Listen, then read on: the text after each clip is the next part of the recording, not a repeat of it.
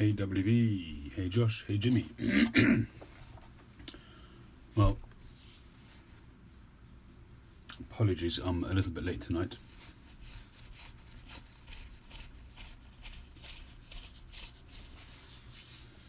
Hey Suffolk, how you doing? I've got a house full of kids who are under the weather, so my youngest was a bit delirious before with the fever. Hey Skull. So I may well have to cut things short if my wife messages me that I need to come in, but we'll see how we go.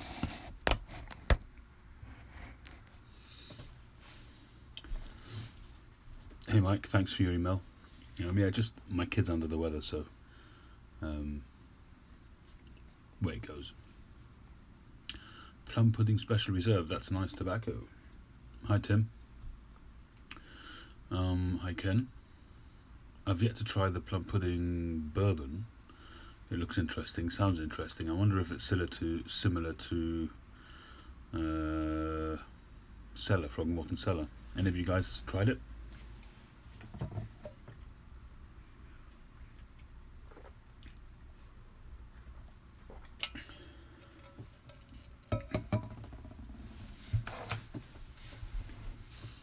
Did I see those 4 jaw links I posted? No, I didn't. Where did you post that? Hey Mike.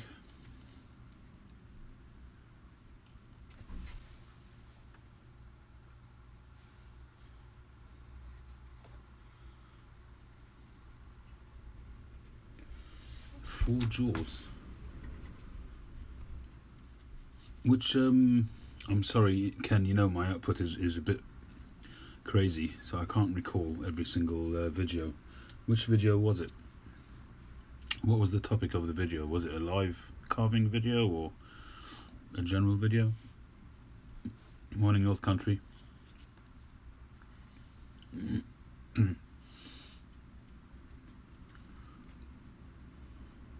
feeling a lot better. Much better.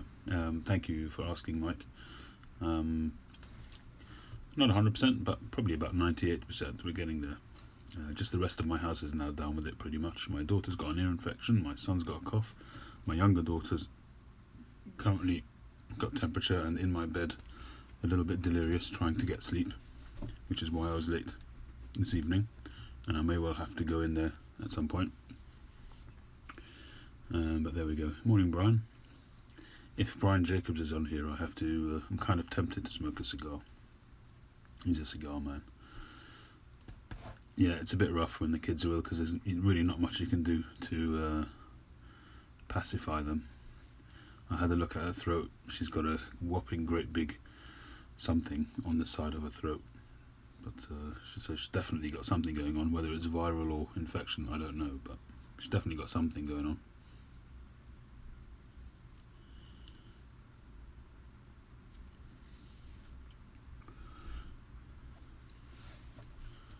Still waiting on some of those pipes to come in, the Matches 860 pipes. Speaking of which, I just had been having a to and fro with a guy on eBay. Car and shop update. Okay, I'll have a look at that. That was recently. Hey Tony. So I sold a pipe a few weeks back on eBay. I sent it off tracked. It was actually a Paul Menard pipe, very nice pipe. And it was off to America. Somebody in America bought it, which is interesting because I had to get it from America from Paul Menard and then to send it back. It's just quite funny. WV, was I able to get what?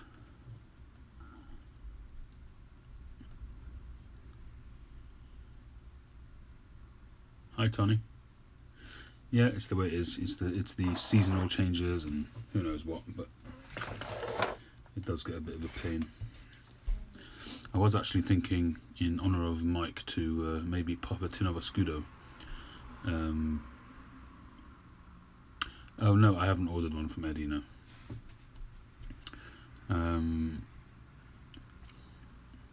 Hey Hat Piper.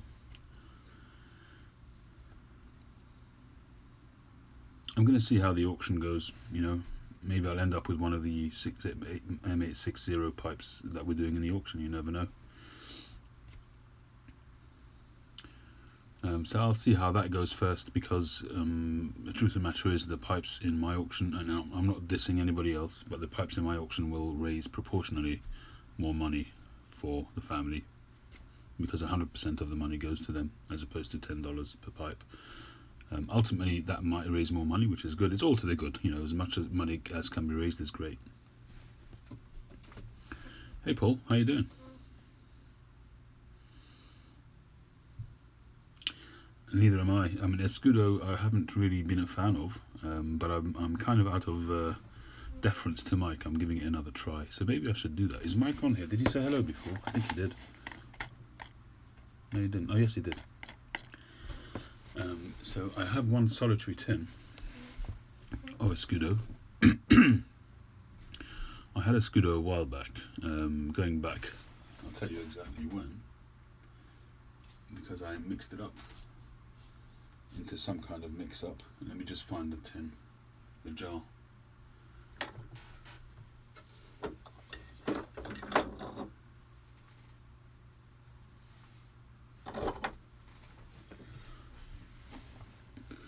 Okay, so I'm going to ask you that in a minute, but, and Mike, I'll fish out the tin. So this was Dunhill Navy Rolls, 2 parts to 1 part of Escudo, and this was in July 18. So it's over a year and a half ago. And the reason why I mixed this was because I found the Escudo to be a little bit rough, and the Dunhill Navy Rolls I found to be a little bit too smooth. I wanted a little bit more spice, so I figured if I mix the two, it'll make a nice blend. I haven't tried it for a while. It may well. It actually smells pretty good. It smells very much like Dunhill Navy Rolls. Well, the majority of it is Dunhill Navy Rolls. Hi, Tree. I haven't got any clan to spark up, Suffolk, but I probably wouldn't be tempted nevertheless. Let me see if I can fish out that Escudo.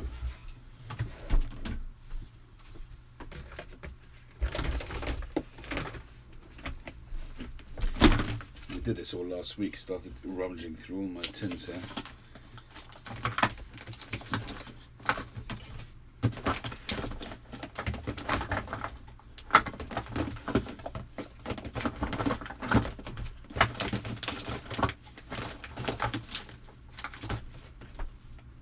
I'm sure it'll be the last tin that I look at.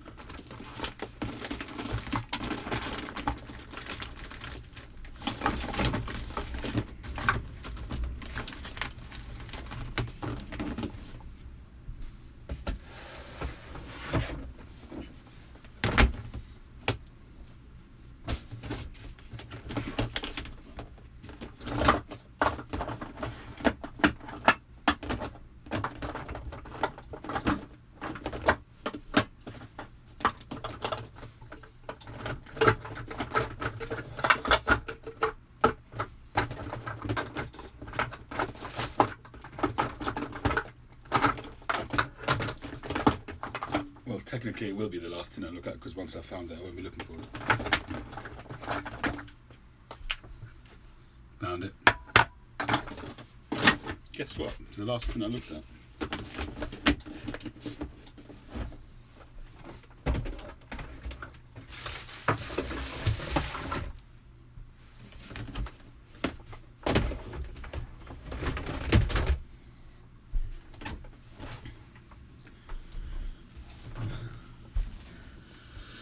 Right, so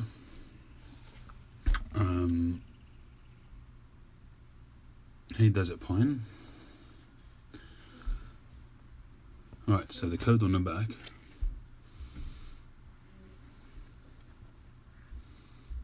is that.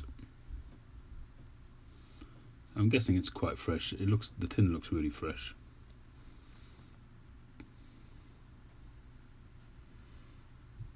Thanks, Hat Piper. I've made a start on 2017. That's not too bad then. So that could be 2.5 years. Hey Kevin, how you doing?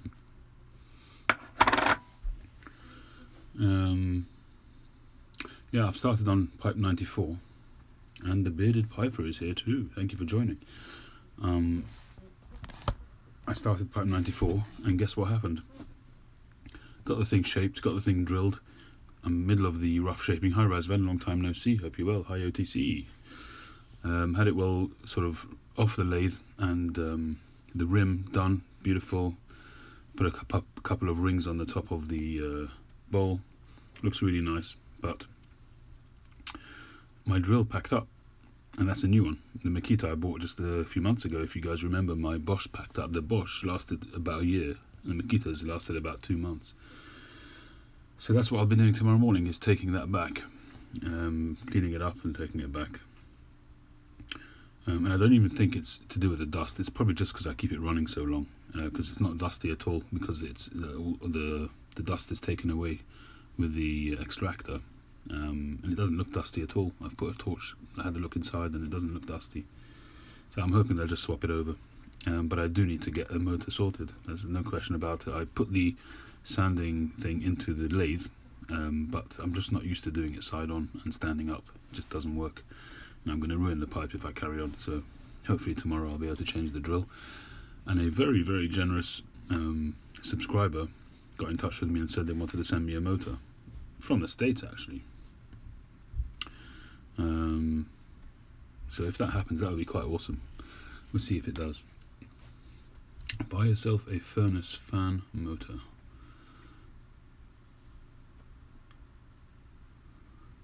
Yeah, that's what I'm seeing, Ken.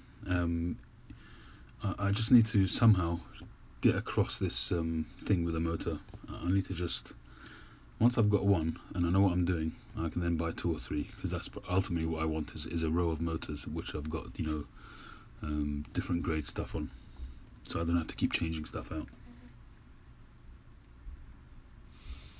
The rabbit arch on the table, indeed. You're paying attention, Kevin. Glad to hear it. Alright, so I'm not going to light anything up because we're going to try this Escudo.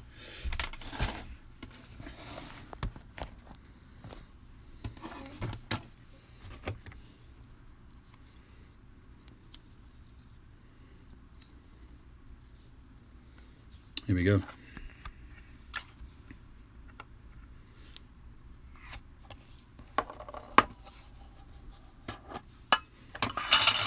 Cool. Ooh, that smells wonderful.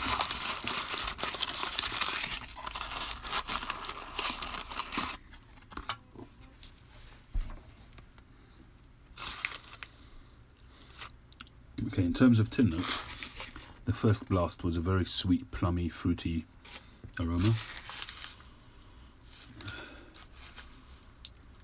A little bit sort of high on the upper end of things, a brighter kind of tangy, sweet, like apricot-y kind of aroma. A little bit more tangy than, say, plums.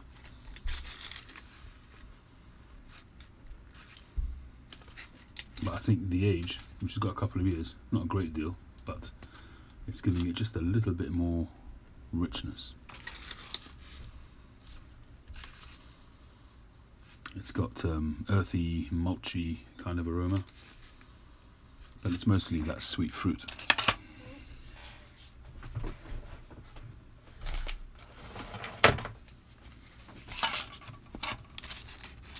So we'll take a couple of rings.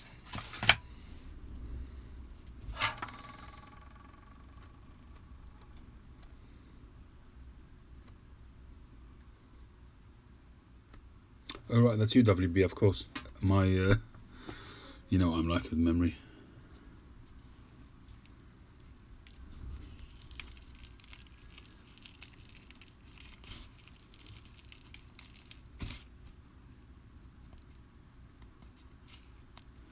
Good night, Suffolk.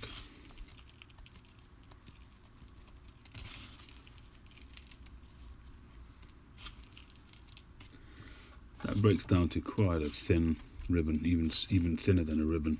I'm not going to break it down anymore.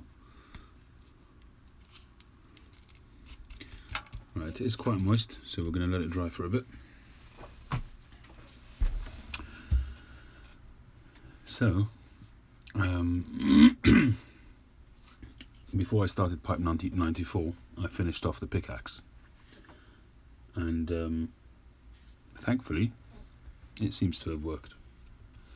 Perseverance has paid off. It's not the perfect pipe, but it's at least a pipe that I've worked hard on to salvage, and hopefully it will be smokable. So here it is.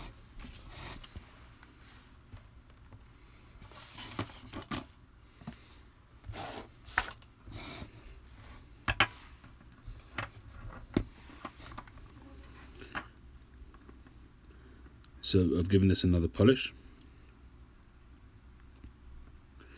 and it's a Cumberland stem which I made from scratch, a grub knob, and this I've cleaned off a lot of the glue, but I've left a little bit around the rim just to keep that from I just don't want anything to happen to that. It's really solid now. I've left it curing for 48 hours, so there shouldn't be a problem at all. Hey George, hey grub knob. Then we've got a brindle stem.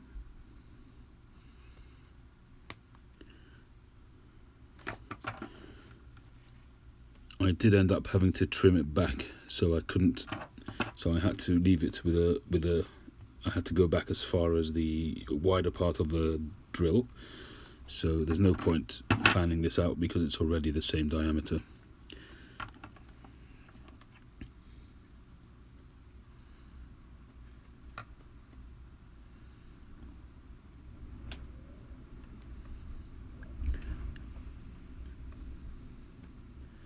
I mean, this one is all about the grain. It's the right shape for this grain. It is Cumberland. In England, it's Cumberland. In the States, call it whatever you like, but in England, it's Cumberland.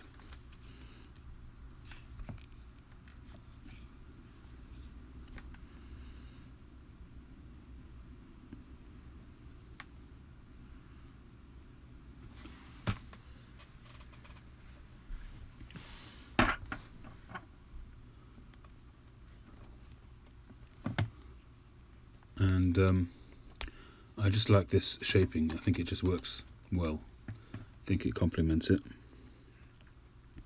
It's kind of the opposing, so that's sort of tapered down that way, and this is tapered down that way.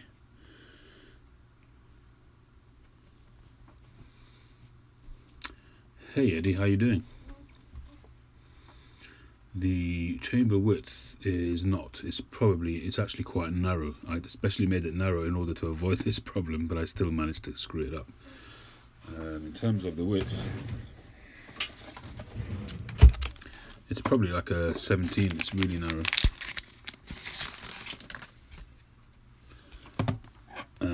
I wouldn't call it a horn, because if it was a horn, the shank would be continuing into the chamber, whereas this is more of a pickaxe. It's about 17 and a half, 18, something like that.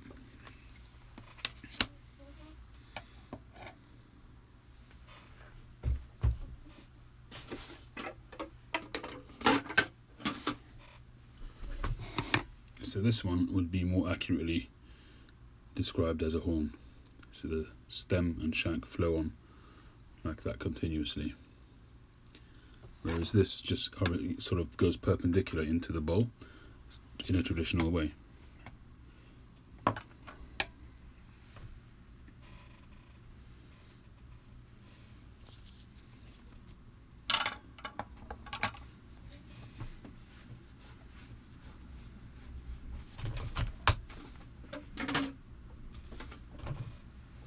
I will be getting my new stamp hopefully tomorrow. Tomorrow, it is Sunday already now, so Monday morning. The post office tried to deliver it, and I was out, so I have to go and fetch it from the sorting office, which I'll have to do on Monday, or maybe my wife, if she has time, will do it. So as of Monday evening, hopefully, I'll be stamping up my pipes.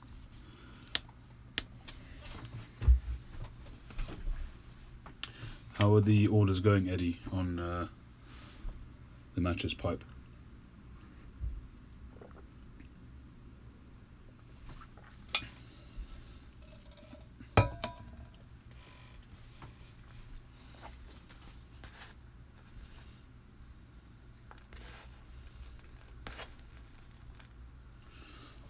And Mike, in terms of the humidity of the Escudo, what would you say? Do you smoke it dry, slightly humid? What's your preference? 400, that is amazing. I thought maybe you'd get to 200, something like that, so that is pretty awesome.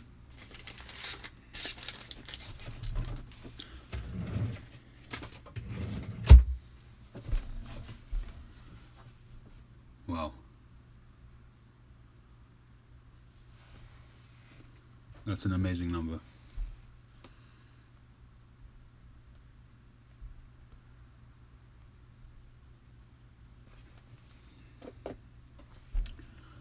You prefer springy. I'm usually somewhere in between, somewhere slightly after springy. It depends also if I'm in a rush, like in the morning when I'm about to go out to drive. If I decide on a tobacco which I haven't had time to dry, I'll just load it. Lock and load.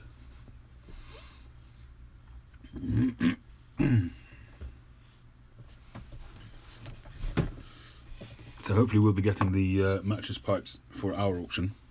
This is my one here, in case you haven't seen it yet. It's the one I made.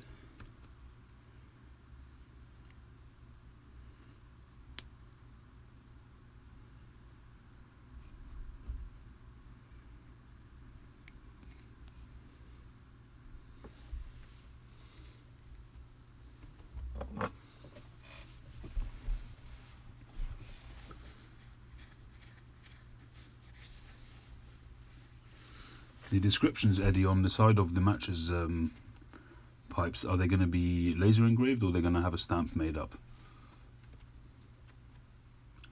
No, it's not a plateau top. It's a rustication. It's my rustication, a Sea Rock style rustication, which I've been perfecting in the recent times. So it's basically, but it's done sort of carefully to ensure that I mean, you wouldn't get a plateau of that uniform. Very, very unlikely that you would get a plateau of that uniform.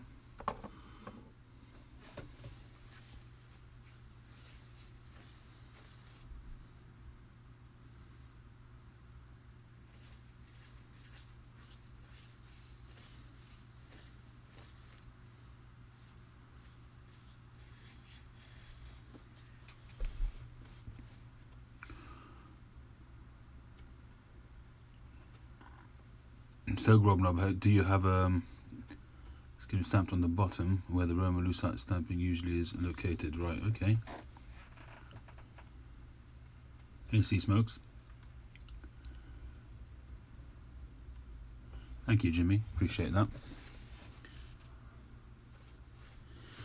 Yes, so the auction will be live. Once there will be 5 pipes. 5 different artisan carvers have made a pipe, but all the pipes are finished, and as far as I know, all the pipes are in the post. They're on their way to me here. They should start to come in literally any day. Once I've got the 5 pipes, I've also got some stuff coming in from other people. Again, once I've got all the stuff, we'll publicise it properly. I know some people have been saying to me, why are you not publicising it? I just don't feel confident enough to do it. I mean, I'm talking about it the whole time in my videos, but I'm not doing a huge push until I've got everything under one roof. And then I'll probably leave, say, a couple of weeks or a week maybe, enough time for people to get to know about it, enough time for people who want to help to put a video out, you know, just pushing it and promoting it.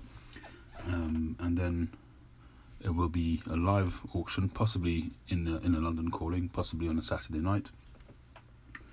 And there will be also silent bids. So people who don't want their bids to be public, they can send in emails, or I'll decide which format. I don't want to have 3 formats like Instagram, Messenger and emails all going at the same time. It will get too difficult to manage. So I'll probably just do email. It's the simplest. And that's probably what I'll do. Yeah, Josh, that's what I'm hoping. I'm hoping everybody will do that. I'd really appreciate it if people did promote it. Yeah, I'll definitely be taking photos, Grobnob. I'll be doing some professional photos using my proper professional equipment with lighting, and I'll, obviously promote everything fully. And I'll probably do a separate video promoting each of the pipes. So each of the carvers who have put so much time and effort into it. Hey, Andrew. They all deserve promotion of their own particular carving and quality and skill. And somebody like Josh, Dragon Bryce, or Jason Mouton, these people rely on it for their living. So for them, it's crucial that they also get publicity out of this. The least that they can expect for their time is a little bit of publicity for their trade. I'm not sure Sea Smokes and Jordan, I'm not sure how much they rely on this in terms of income, but I will probably do a video for each pipe separately and promote it as best as I can as a way of saying thank you to each of the people who have contributed. Five carvers. We've got 5 pipes coming, including mine. Hey, Joe Fish.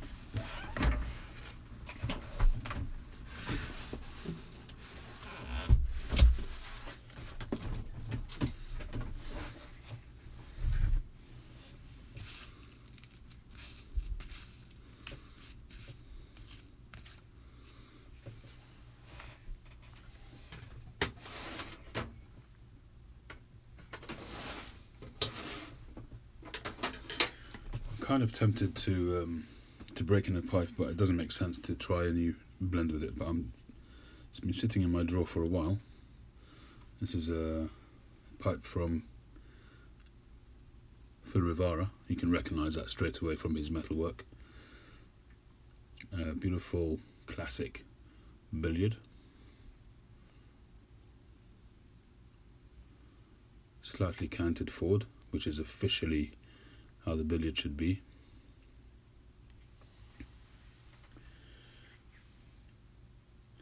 I've got to say, his drilling, the shaping, everything is on point. Perfectly drilled. And it's 9mm as well.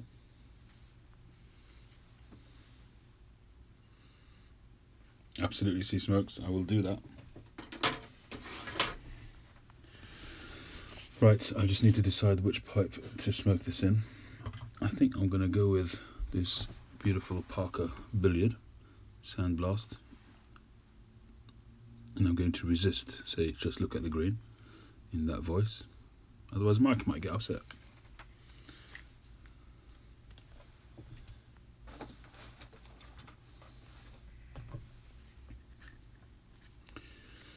Yes, Sea Smokes, that is, crossing that barrier of getting people to actually smoke it and then big them up so that people get to hear about it. You got to get past that, yeah.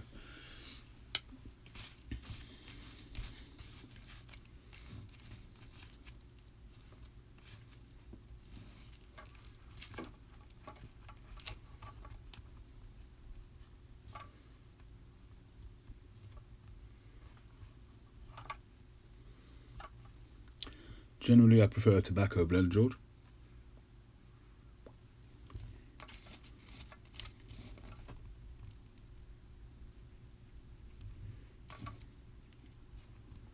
I know, I'm just kidding with you, George. I don't know. I'm not yet that experienced to be able to say which cut works best in different pipes. I generally, I find that I just enjoy certain smokes in certain pipes. I don't know the reason. I can't say that I know the reason. Maybe somebody like Mike could tell you that. I mean, people talk about long, thin, narrow, tall bowls for flakes, but I assume the reason for that is that those people are putting in the flakes lengthways without breaking them up. Maybe stuffing and folding and stuffing, but essentially with height on the flake. So a tall, thin one just will hold it all together. I'm assuming that's why they say that, but whether it actually makes a huge difference or not, I don't know. The only one I would say, thank you, John. Yeah, feeling a lot better. The only pipe that I have experienced a difference is Hi Derek's Pipes and Cigars. Is 780 Mike, how you doing? You got your introduction pack, nice. yeah, hopefully, unfortunately, I missed the meeting on Tuesday, but I'm hoping I'll get there next month. Each month I say I hope I'll get there, but just didn't work out this month. And we may actually get somebody from Tor Imports, the guys that do the Chariton blends, and they've kind of released a kind of a sister blend, so they might bring some samples. So I'm hoping if they do that, I'll be able to go. What was I saying?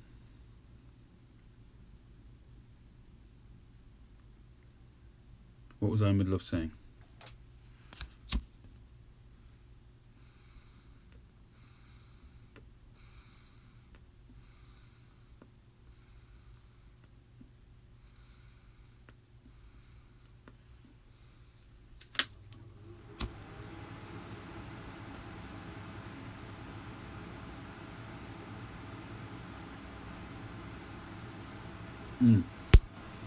Thank you. Hi, Chad.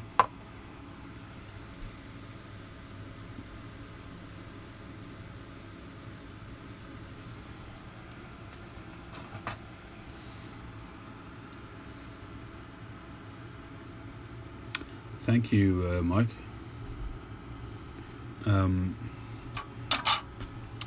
So the only pipe shape that I have noticed the difference, for those of you who missed it, I'm going to be an obvious show off and keep showing this beautiful pipe.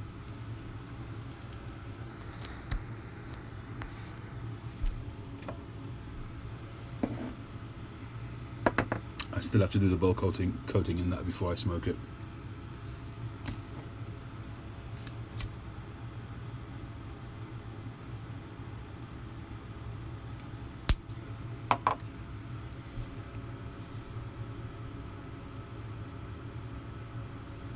Yeah, definitely Savinelli, Mike. That's a great cigar to go for. But do ask them how old they are. Sometimes they reuse boxes, and the box date might say 2015, 2016, but it could be a 2019 box that the cigars come from. So always ask. If it is a 2019, you might want to pass. I wouldn't want you to spoil your first experience. Excuse me.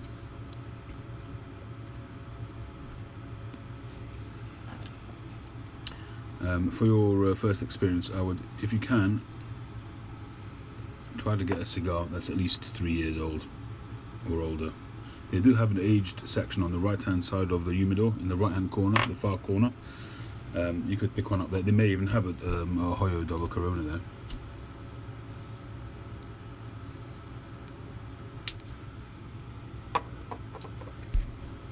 I mean, you could always go up the road to Davidoff. They've got lots of old cigars, but you'll pay a fortune for them.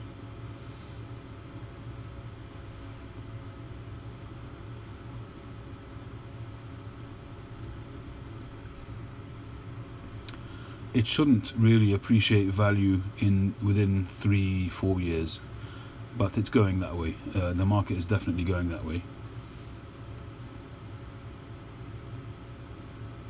Hey Snoopy.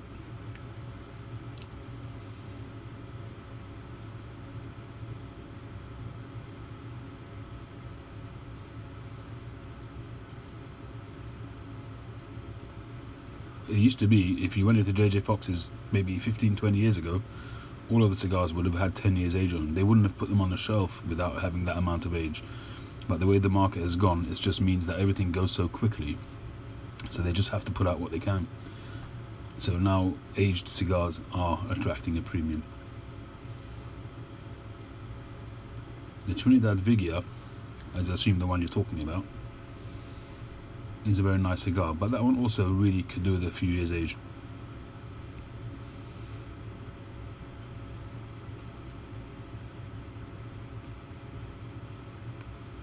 This Escudo doesn't want to stay alight. Maybe I still had it too moist, I don't know. Let me use my Zippo.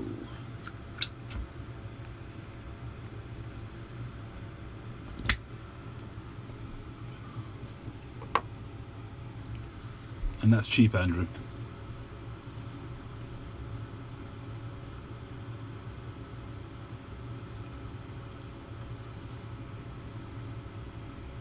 Yeah, that's why I don't really get them very much anymore, the Cohiba Robustos. They're just too expensive, and you have to have age on them.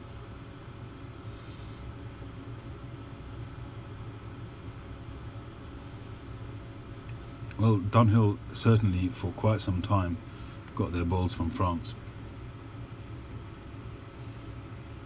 I'm sure you know that. It's better than me, Mike.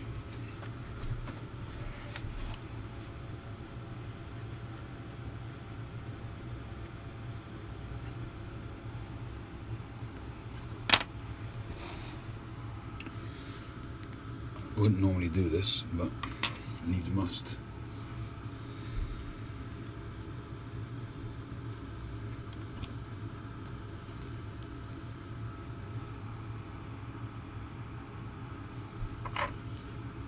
This bowl ain't working, Mike.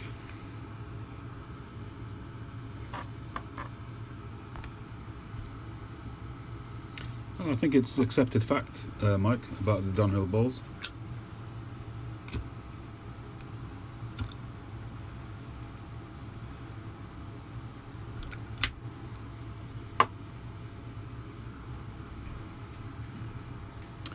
I just got a small box of Churchill White Churchills, but it's from 2019, so there's not much point smoking them.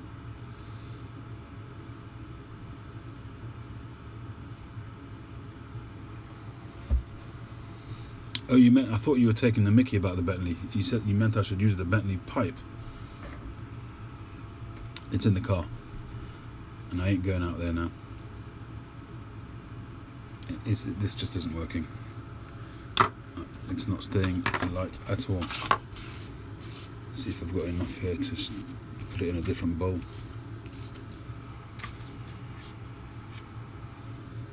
It's tasting pretty good, actually.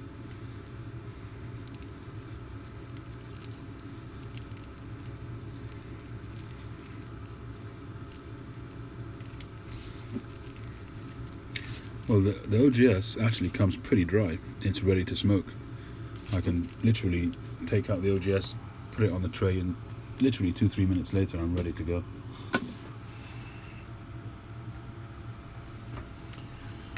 There's only one thing for it. I'll just have to use an LCS pipe. You know, they are the best, of course.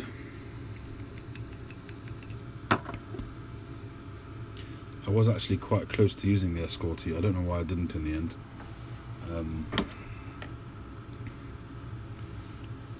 Where are my pipe cleaners? Right under my nose. There's not much point smoking a new tobacco in a new pipe. Not much point at all. I will take your advice, Mike. Nice one, Simon.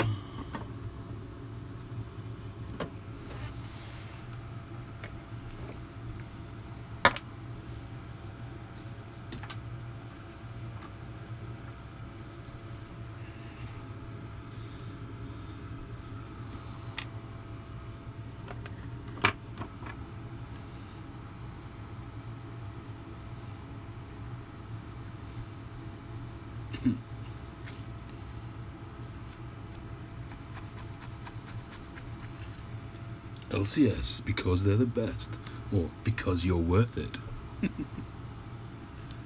Because they're worth it.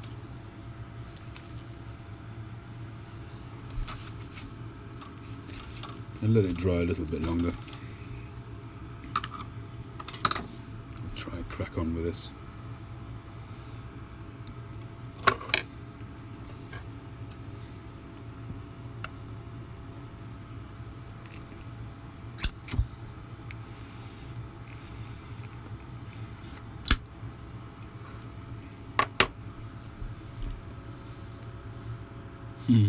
Maybe it's LCS.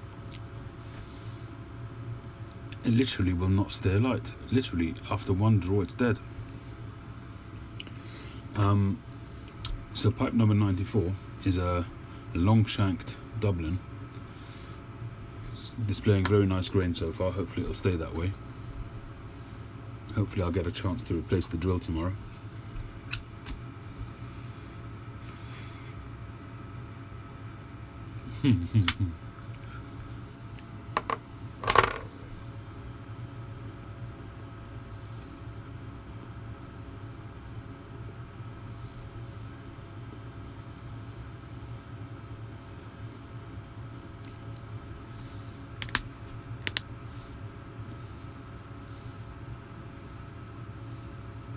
Well, Josh, you can vouch for my LCS pipes. As can Newton. Newton Pipe has got a couple of those.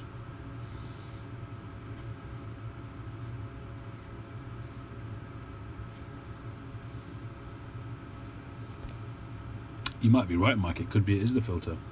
Maybe filters and Escudo just don't work together.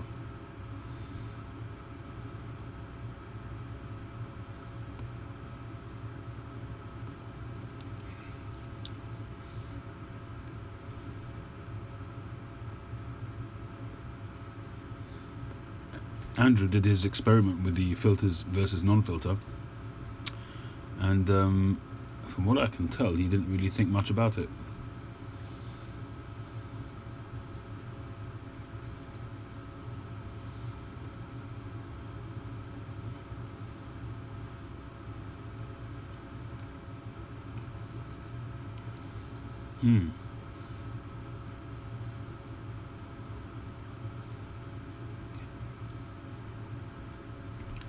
Oh, you bought the Nirup, the pot, the bulldog.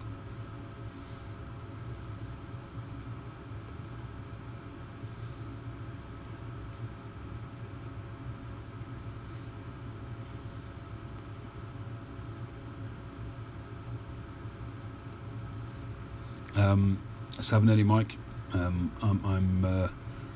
only make filtered pipes at the moment. I am sort of gearing up to do non-filtered pipes, and you guys will all know about it once I do. That was a good grab, WV, getting that pipe. I've had a lot of people comment about the fact that they can't believe that I sold it.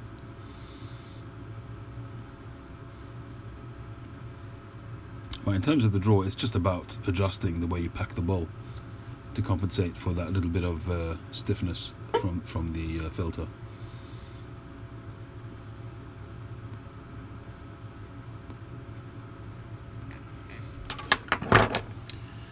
It could well be that I packed it too tight because I did the Frank method, as it's called. I may have done it a little bit too tight.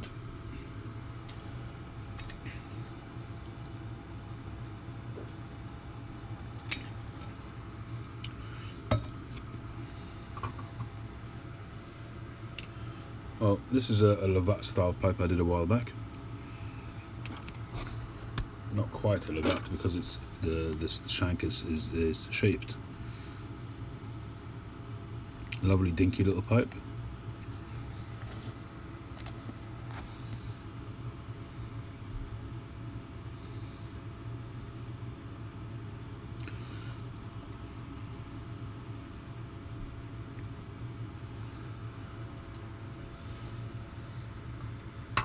Don't listen to Mike, he doesn't know what he's talking about.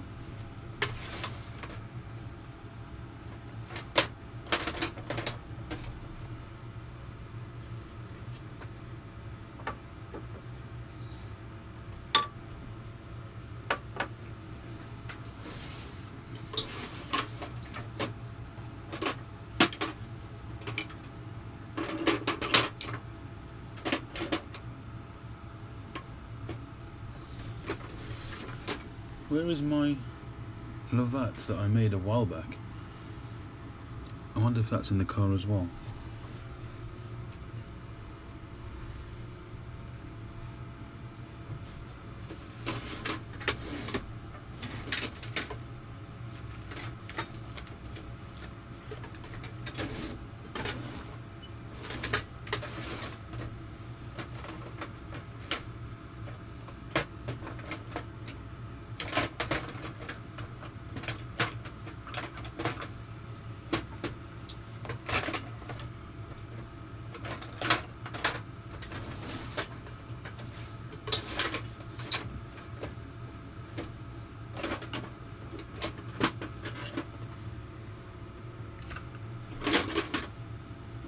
Here it is.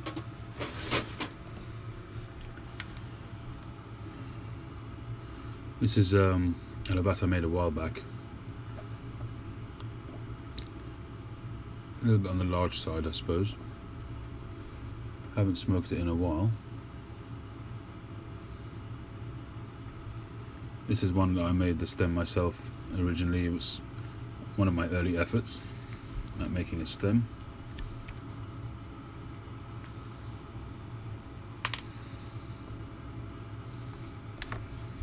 It smokes really well, this pipe, actually.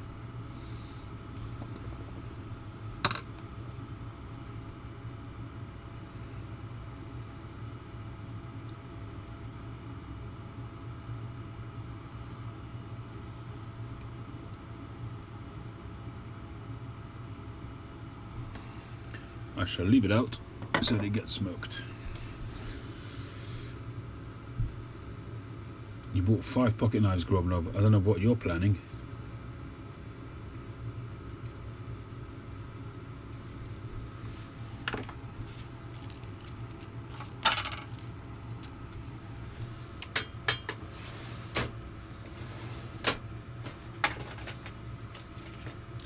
The knife I use the most is my Spyderco, my trusty UK PK.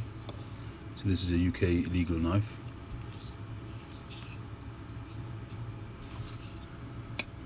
And it's really, really cool. I mean, it's illegal in the UK because it doesn't lock. There's no locking mechanism, but it's got some really good shaping and is it called jimping or something like that?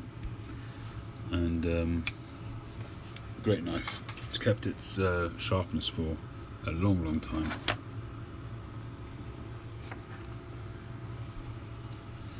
And this is probably the nicest. This is a custom-made knife I ordered.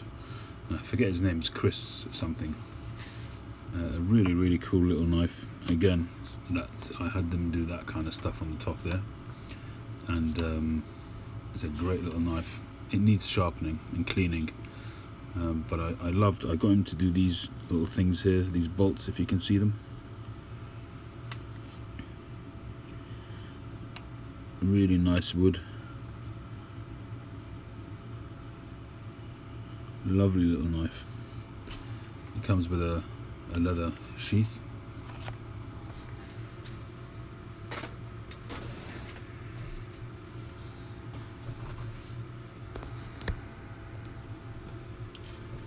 I was going to say so's your forehead, but it's not because it's all tattooed over tree. I don't know what that must have been like, getting your head tattooed.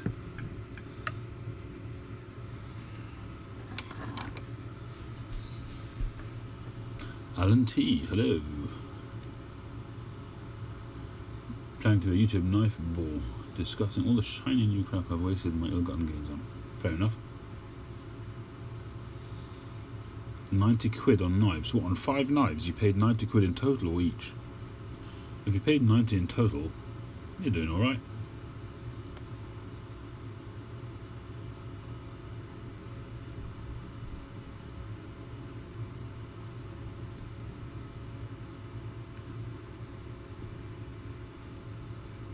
I'm sure they all do hurt, but I'm sure the ones on your head are going to hurt a little bit more.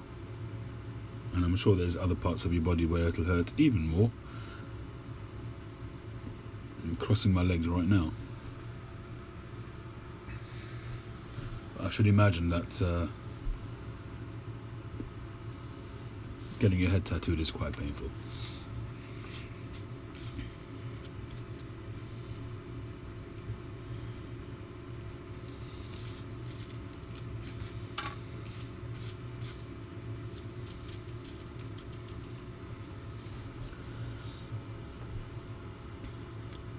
Indeed it does, Savinetti Mike.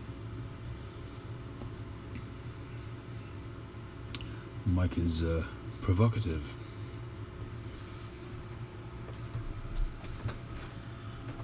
Seriously, Tree, your armpit?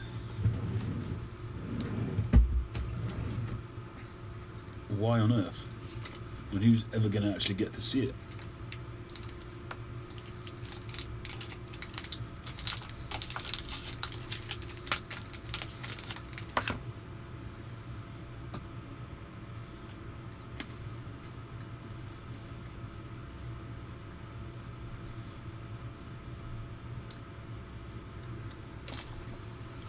Snoopy has a drawer full of tattoos.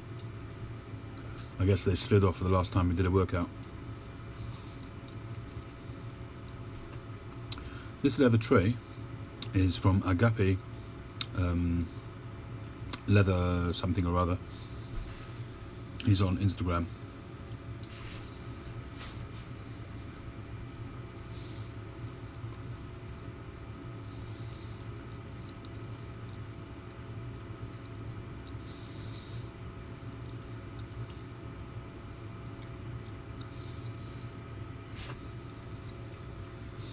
what I can't get my head around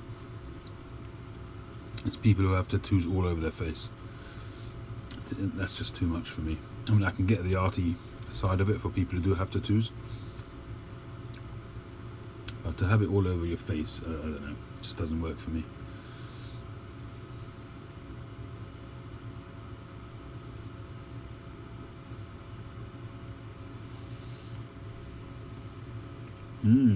Andrew, I'm just looking at your message.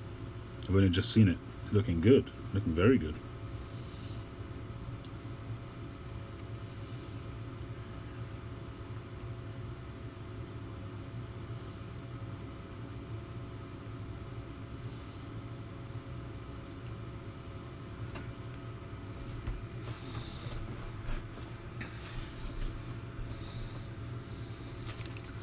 So are you tatted, Josh?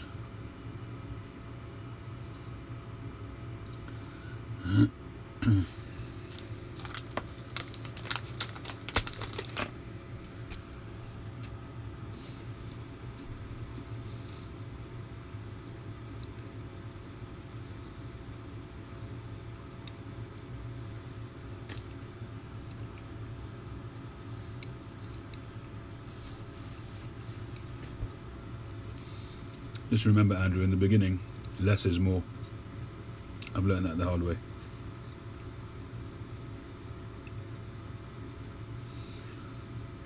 And the thing you've got to be careful with is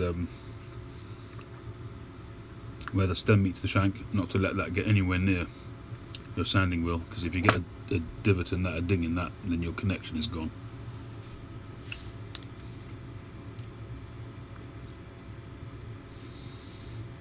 All hidden by casual attire, Josh. Very wise.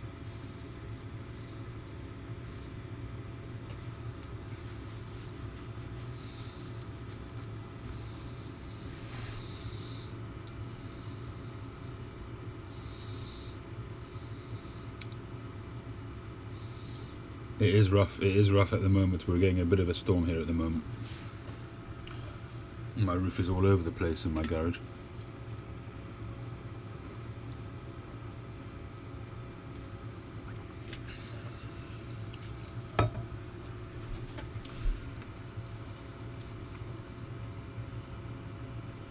Yeah, Grobnob does indeed. Yeah, Andrew, the main thing you want to get on the lathe is the... you got to send us some pictures of the lathe and your whole setup. Take a video.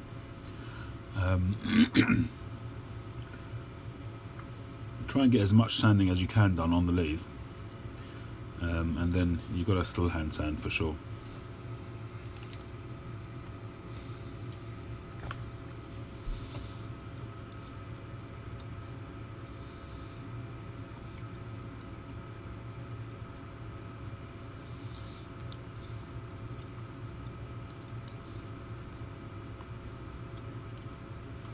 Hey, Curmudgeon. Who's it I've seen that's got a pipe tattoo? Is it Stephen? Tim, has your dad got a pipe tattoo?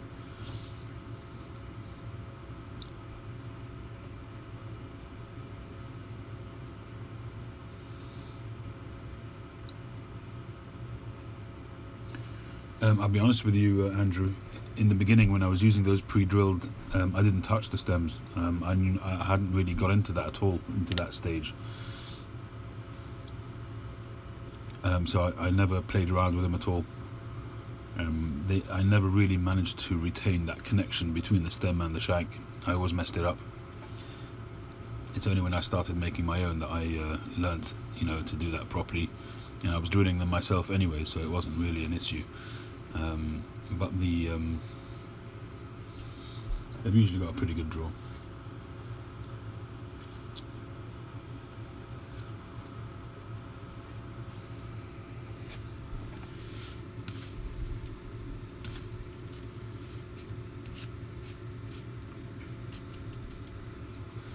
There's quite a bit of moisture in this tobacco, Mike.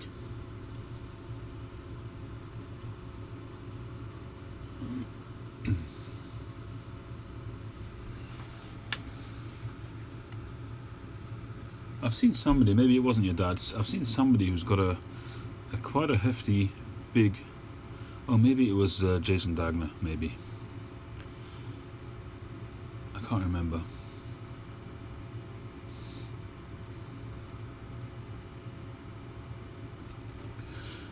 Rocking Steady. This is by Agape Custom Leather. That's what he's called.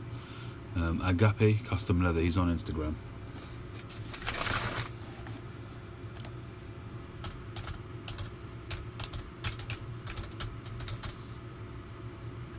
And I think his handle is all one word on Instagram. I've just typed it out.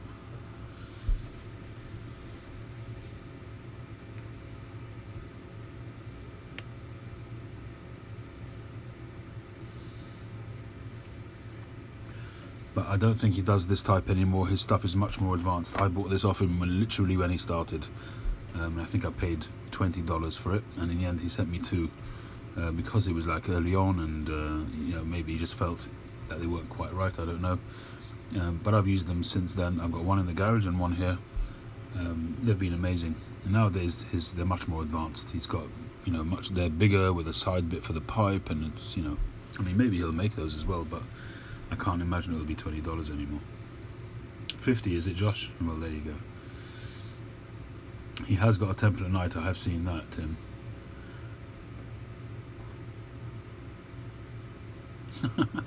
North Country Fisher.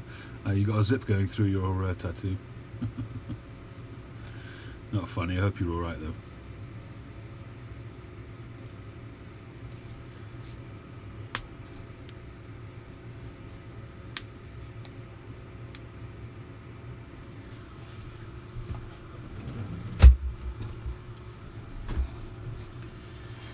Somebody has just sent me an email wanting to buy this. Well, once I give him the history, I'm not sure that I want to anymore. But once it's coated and fully sort of shaped up in there, there's no reason why it won't smoke.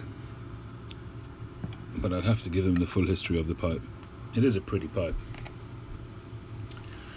Given the history of it, Mike, what do you think I could charge for this pipe?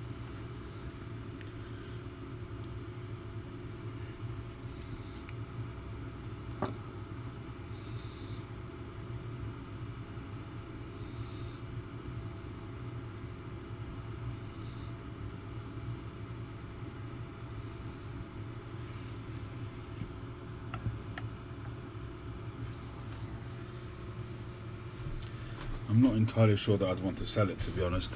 I don't want comebacks with it. If something does go again on it, I would feel very bad about it.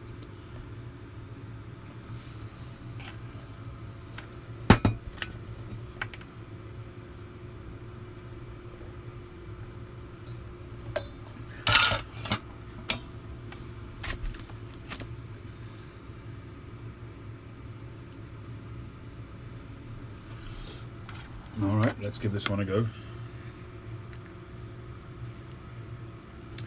I think I will pack it more traditionally.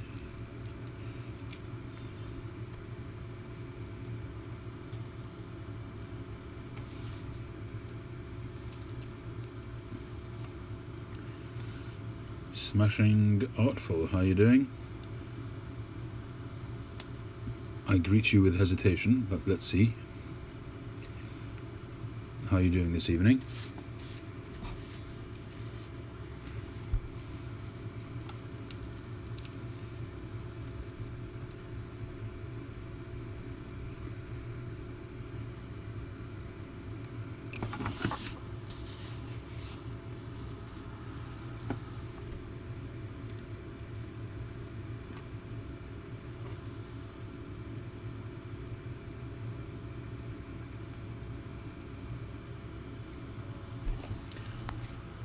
Doing well so far, Smashing Artful.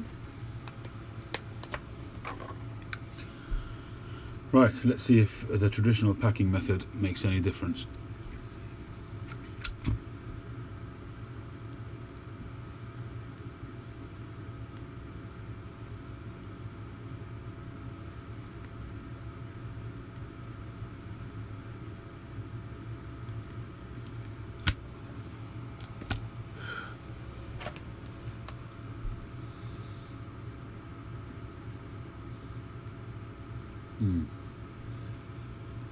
It's been a while since I've smoked this pipe.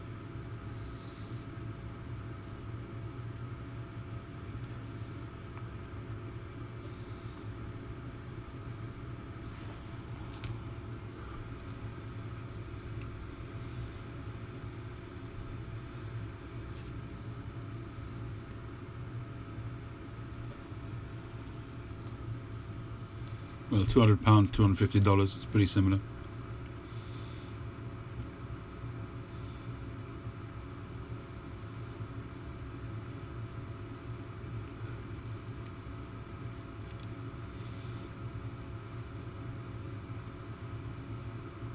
It seems to be okay at the moment, Mike.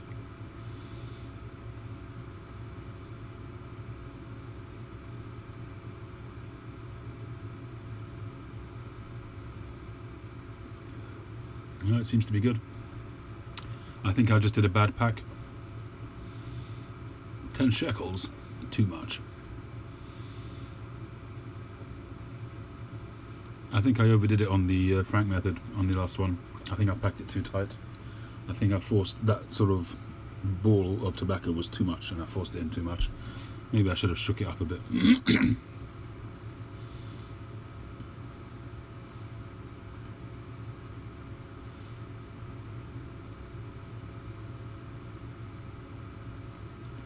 Hey Daniel, how you doing?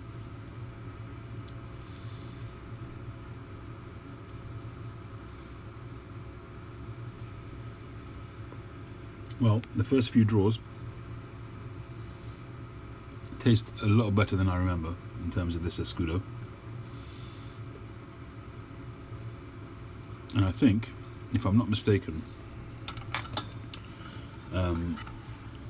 you said it was when? In 20... Did you say it was 2017? When did you say it was?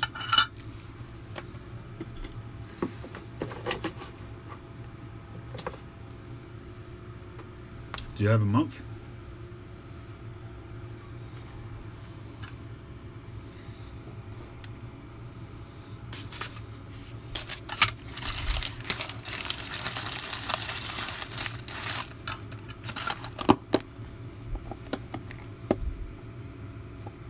Is that the year, the first number?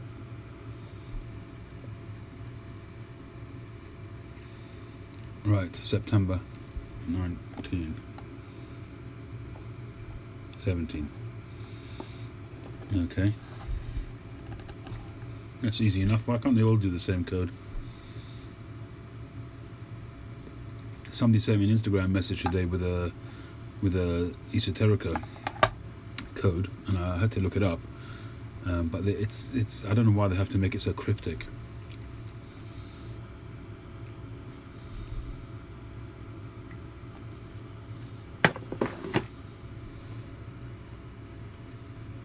I'm not a huge whiskey drinker. I enjoy it from time to time, but I'm certainly not a fan. I'm certainly not an aficionado in any way, shape or form.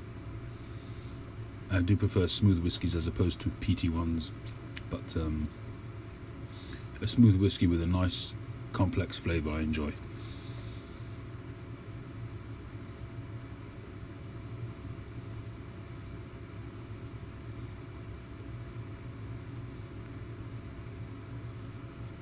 Well, I've only just started it, Daniel. I will definitely smoke it again. I think age has made a big difference to this, because I think, when did I do this mix? July 18. So it probably was when this was probably bought at the same time.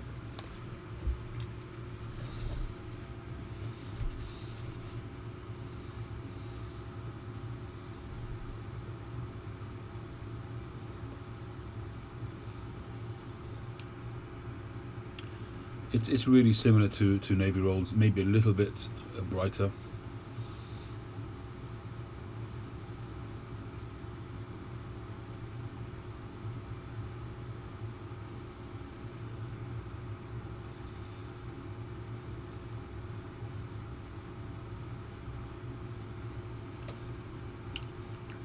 It's not as I think that Dunhill Navy Rolls is a little bit smoother, a little bit lower down on the flavour register, and as I originally felt, the Escudo is a little bit brighter, a little bit rougher, but it's actually, it gives it a little bit of spice.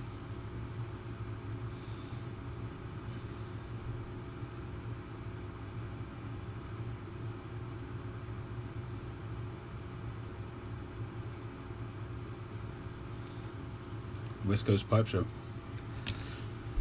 I can't face the long flight, to be honest. I doubt it very much.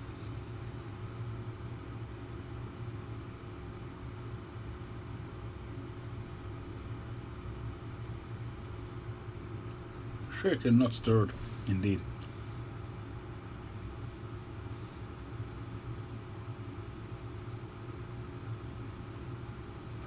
Hey, Chris.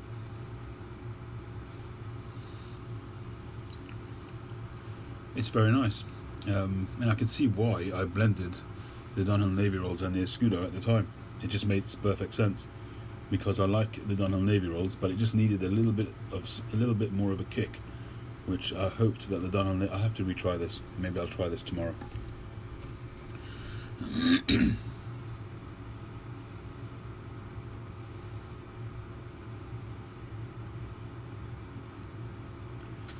Quiet Nights is a very nice tobacco. A lot of people compare it to Penzance. I don't, but there's definitely clear differences, but it is a Latakia blend for sure. Or tonight, Josh, yes.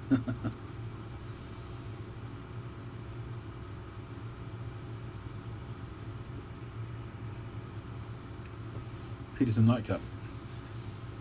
Yeah, it's a nice blend, Nightcap.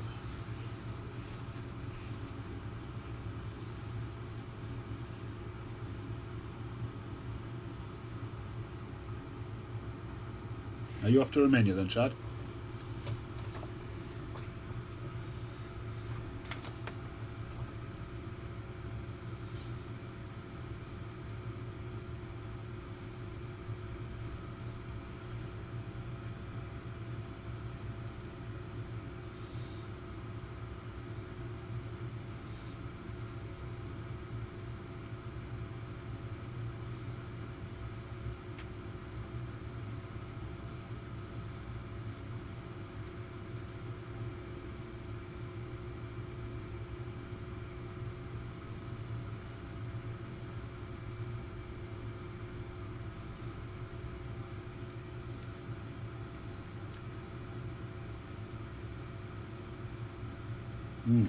Sounds like you had a bit of a Nirvana smoke there, Daniel.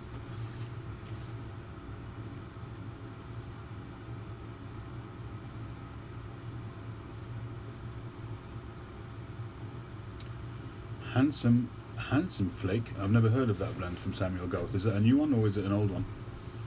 They've sealed with hot glue gun and cardboard filler. What do you mean cardboard filler? What, a slip of cardboard in the bowl on top of the paper or something?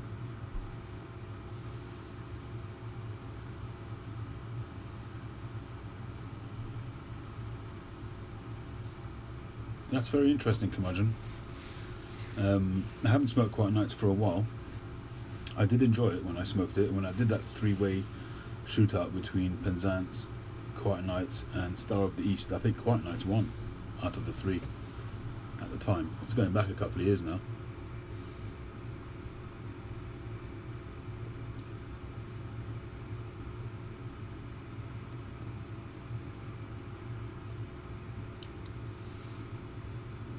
Pipes and Cigars blend.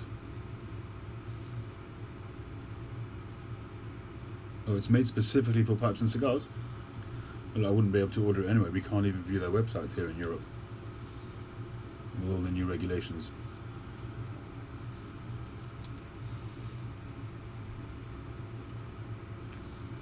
Mike, this pipe is smoking perfectly well now.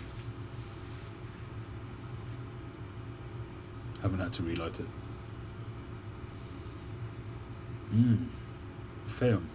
HU tobaccos. The HU tobaccos that I've had have been pretty good. I like the quality of their tobacco. Not necessarily enjoying all their blends, but you can see that their tobacco is good quality.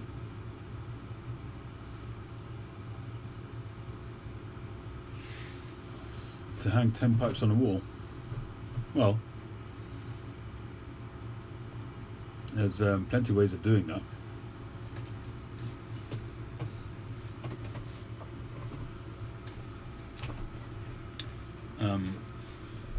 I mean, if you wanted to do that yourself in a very, very, very rudimentary way, very simple way, is just have some dowels. Where are we?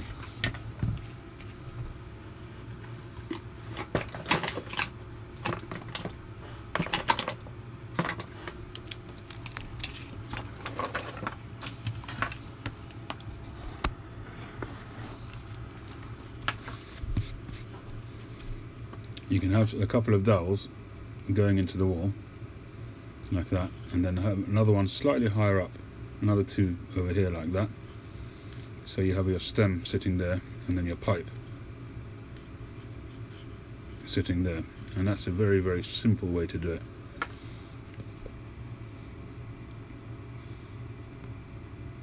Or you can buy the pipe, you know, the grips that you have in shops.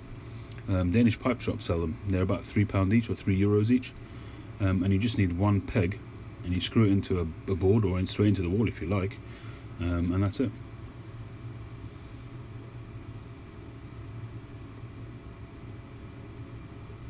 I'm glad you like it, Mike. OGS is a really solid blend, I think.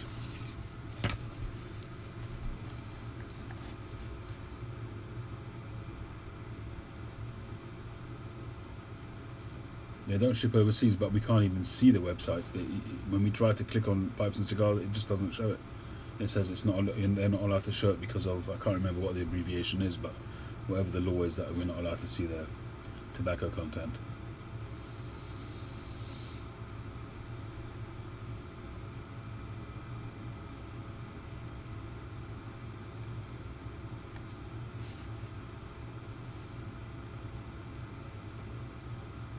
Very funny, Jimmy.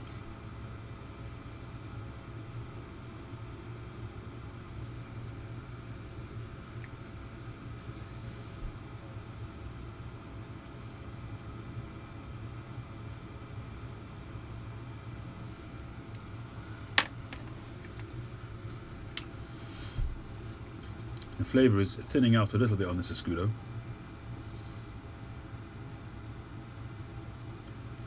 Losing a bit of the sweetness. Almost getting a little bit of a licoricey flavour on my tongue. Does that make any sense? Maybe it's just overheating.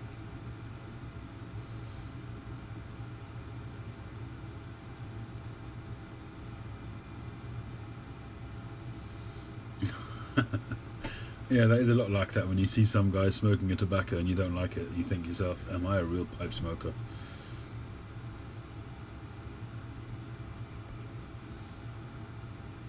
Have you tried Escudo, Andrew?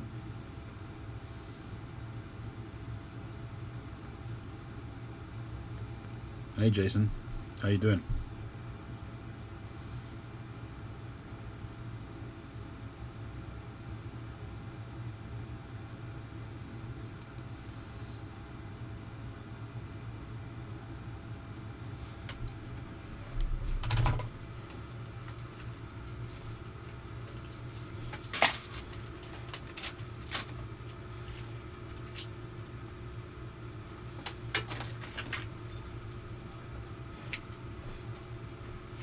Really what you need in terms of a wall hanging pipe display thing is something like this. This is a leather pipe hanging thing which you hang on a screw, and it takes 1, 2, 3, 4, 5, 6, 7, 8, 9, 10, 11, 12, 13, 14 pipes, and even has a crest on the bottom. I've never ever used this. I got this in the Israti sale. Anybody recognise that make? Made in Germany, Deresso.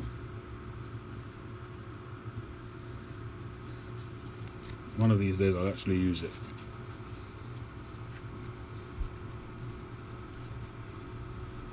Very, very well made. I would imagine there's a piece of wood in there.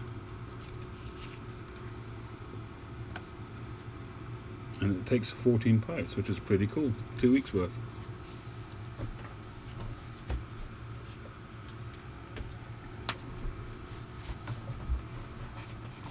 Yeah, it does look like a cartridge belt.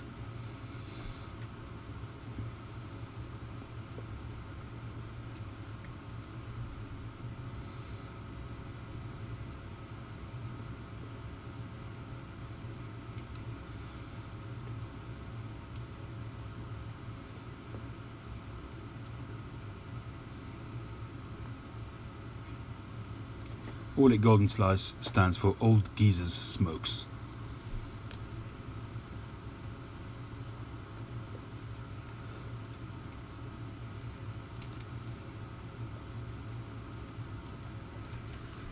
But it's actually not a Codger blend, I don't think.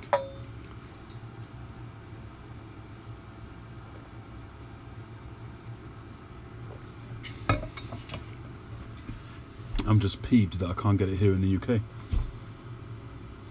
And I'm fast running out of the stuff. I'm still waiting on Sam Bramer of GQ Tobaccos to come back to me on that. He was going to find out whether or why we can't get it here in the UK anymore.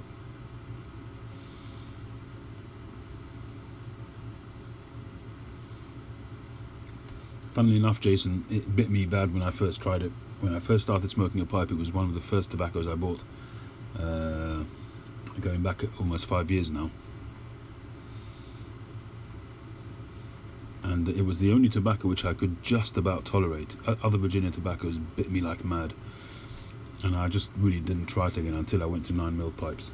And now it's one of my best tobaccos at the moment.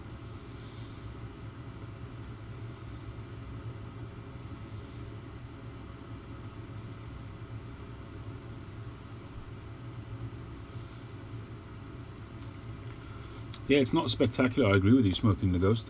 But it's just, I think it's also one of those tobaccos that, depending on your mood, you're going to get more out of it. The truth is, that's true with many, many blends and with many pipes as well. Sometimes you could smoke a pipe and it's just divine. It's that ultimate utopian smoke. And you could smoke it again a day later and it's just meh, it's just an average smoke. So many factors contribute to a great smoke. The tobacco, the humidity, your mood, your well-being generally, your location, so many things. Hey Paul, good one. Tree, old granny stockings, but it's not a Lakeland, so no.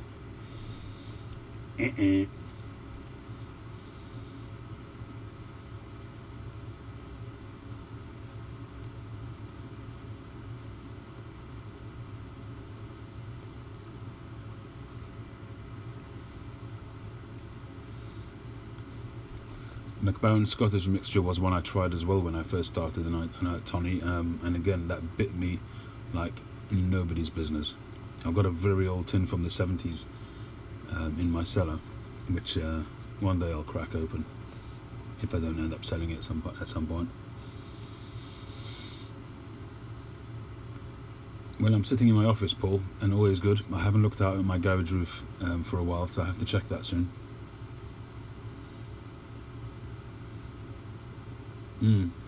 I have bought from Four Noggins quite a bit. I haven't bought for a while, so I might get some from them.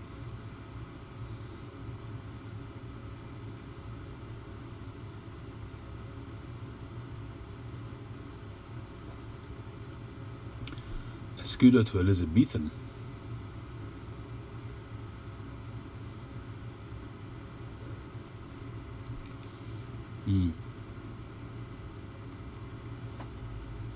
No, I haven't tried Salty Dogs. I've seen quite a few people posting pictures of Salty Dogs on Instagram, but I've never tried it. I don't know who sells it. It's not available here anyway. At least I don't think it is.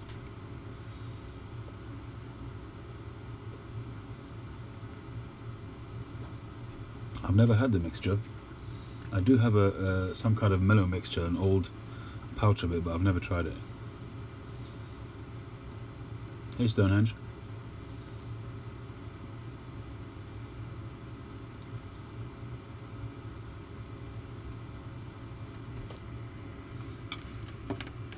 Certainly, Paul. I'd be delighted to meet you.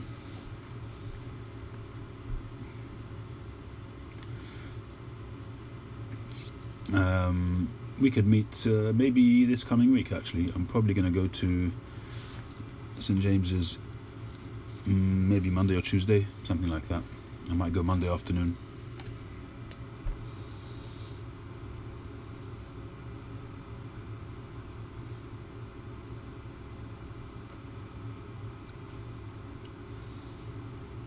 No, I haven't seen Salty Dogs either.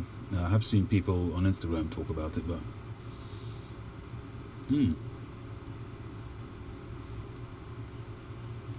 Okay, Paul. Just if you don't mind, drop me an email so that I can email you straight back, and we'll get in touch.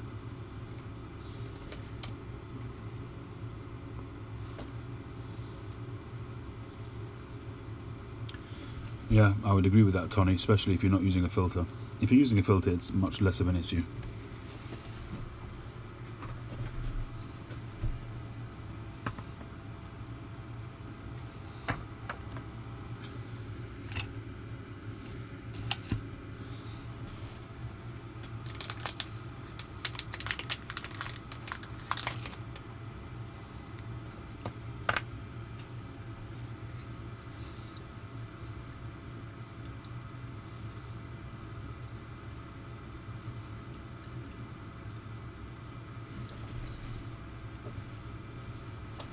What kind of tobacco is Salty Dogs?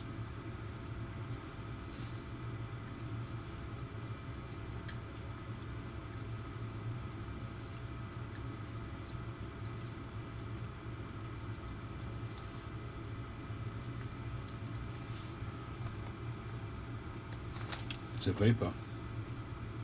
Well, I've got no shortage of vapor, so I'm not too concerned.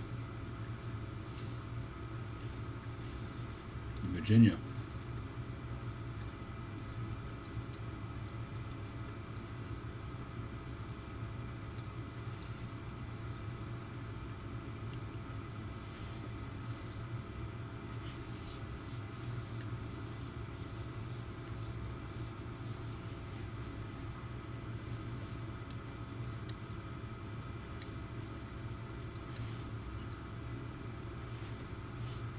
Hey Leffer.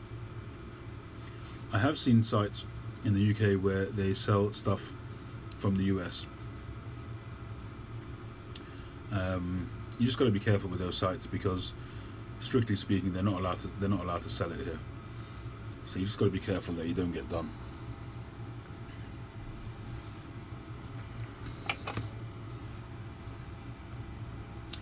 I'm not a big fan of plugs, I must be honest. I find them a lot of hassle. I'd much rather get a flake. The work's basically done. I don't know if the flavour is enhanced because it's a plug and the tobacco is sort of marrying more, but I just prefer flakes. Flakes is my favourite type of presentation. And rum flavourings, I've yet to taste a good rum flavoured tobacco. I've tried so many Navy Flakes and other types of tobacco which supposedly have a rum topping, and I never really appreciate a real rum flavour in it.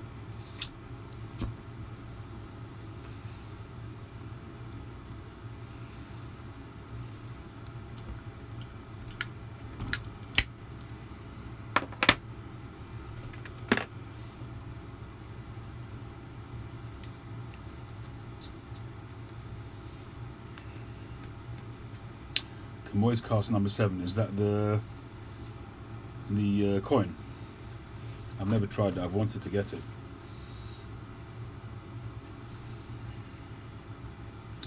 Flakes is where it's at.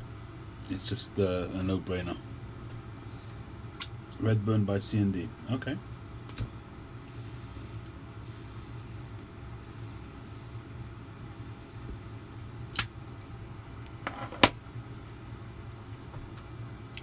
I think somebody has sent me Rinpoche in the past, possibly. I'm wondering if that's possible. I'll have to look through my bags, I'm not sure. Maybe Mike sent it to me a while ago. Mike, did you send me Rinpoche once before? Well, I've certainly talked about it before. Maybe I haven't tried it.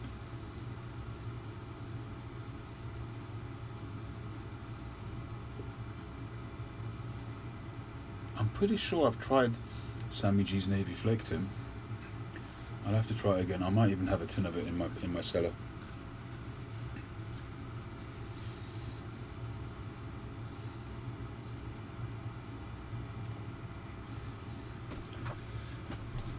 Twists generally, I haven't really had a lot of experience with them, so I can't really comment as whether I really like it or not. I've had a couple of twists or ropes rather, which I found a little bit strong, and I sent it to Stephen to Cobbett of the Shire because I know he likes strong tobaccos.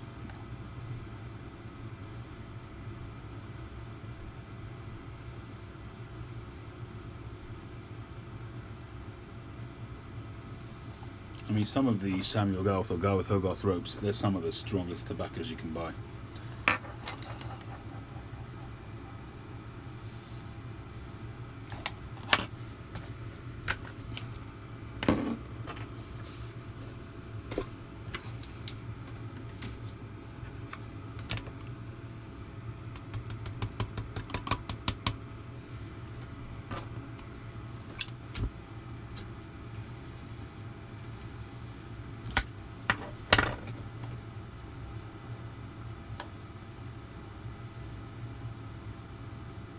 Well, Mike, I'm not sure about holding the humidity. I think when you say it holds humidity better, a flake, in a better, more manageable way, I'd imagine a plug holds humidity much more than a flake, but it probably takes forever to dry them out.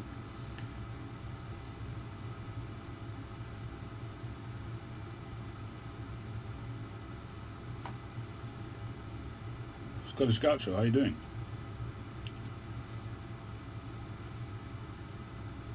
Argentine twist.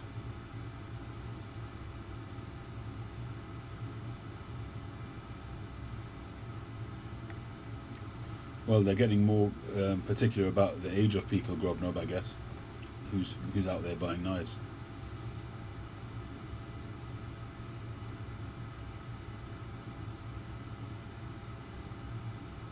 Yeah, it doesn't surprise me, Paul. The Brantis would get you dizzy. Some heavy stuff. Sterling flake is strong. I'm pretty sure I've tried that. Brown bogey.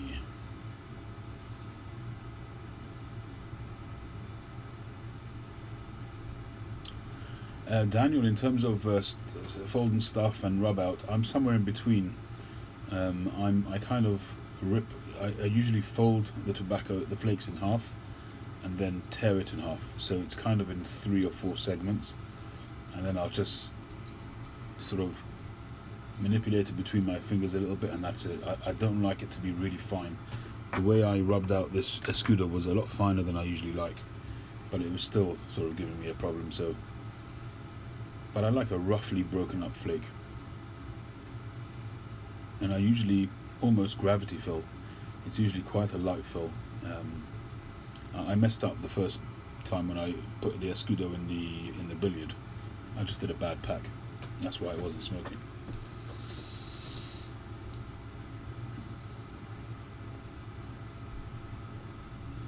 I have been to the States, Jimmy. It's a while now since I've been. It's probably over 20 years. The last time I was there was for my brother's wedding. My brother got married in New Jersey, in Muncie, in New Jersey. I actually drove there once, and that was enough for me, at the time anyway.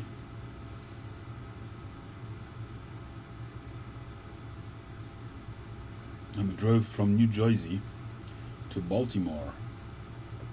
That was like a 10-hour drive. I can't get with a 55 mile an hour speed limit. It's like walking.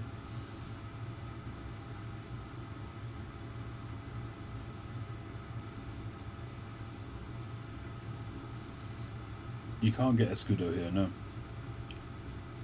Really? The highest nick you've ever had?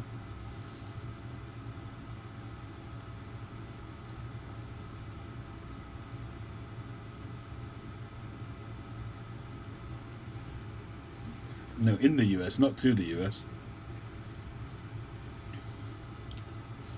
Scottish Gaucho is hot, everybody.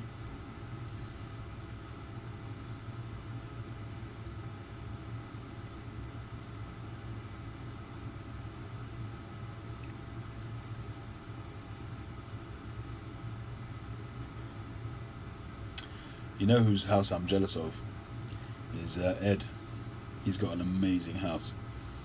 Grandpa, what's he called himself?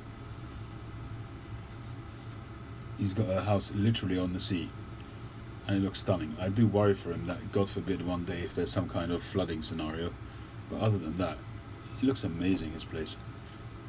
The view from his place is unbelievable. Grandpa Cavendish, that's what it's called.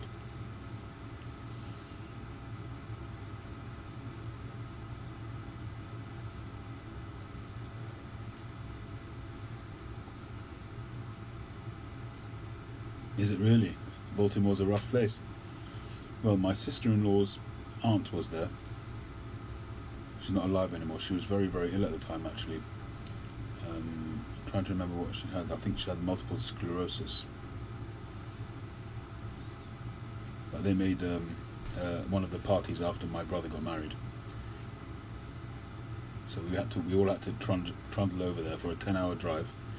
I remember we stopped off on the way. We were all desperate to go to the loo.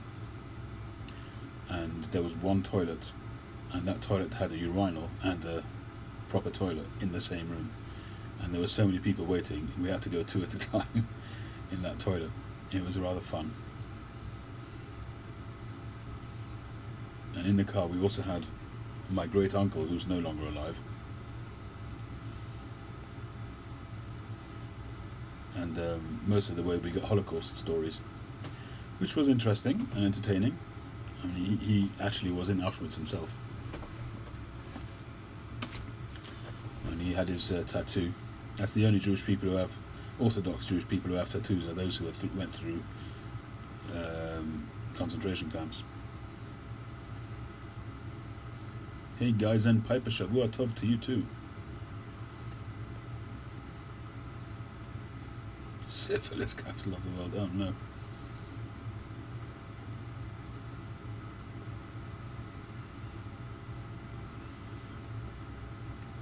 Who's that question for, Eddie? For Jason or for me?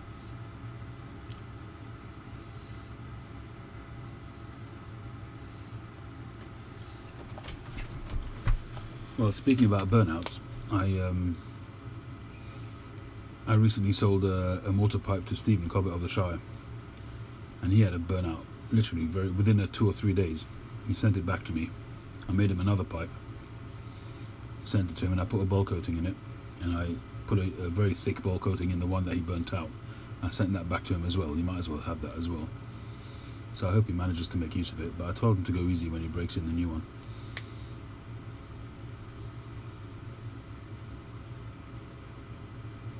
That's interesting, Paul. A lot of people didn't. People who went through the Holocaust, they didn't want to talk about it, and a lot of people wanted to make sure that it wasn't forgotten, and they spoke about it. I found, certainly with the people that I knew, as they reached the sort of latter part of their lives, they suddenly found their voice, because they obviously realised time is running out, and they don't want it to be forgotten.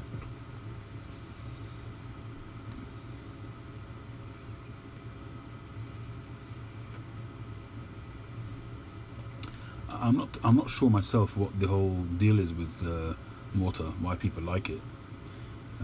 Supposedly it's supposed to have similar smoking qualities to Meerschaum, but I personally have never enjoyed them.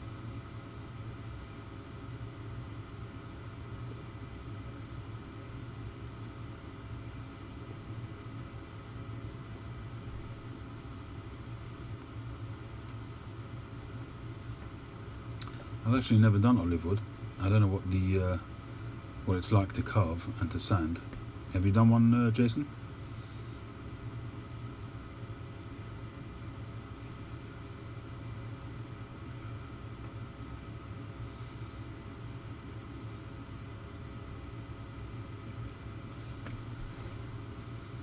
Yeah, thanks, Ken.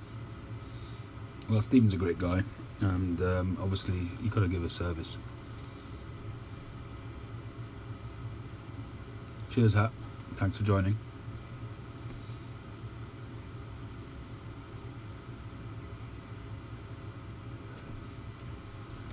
I don't know what mortar is like to work with.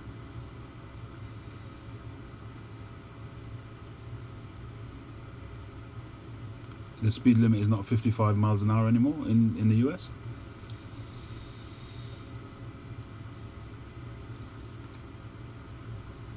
I've forgotten. I was talking about a particular type of bowl about an hour ago, and I was saying that there was one type shape of bowl which I have noticed a difference in, and that is wide, like prince-shaped bowls, traditional prince-shaped bowls, which have got a wide open, a wide mouth, a width to the bowl. And for that, I find that with Latakia blends and Oriental blends, it's definitely better in a wide bowled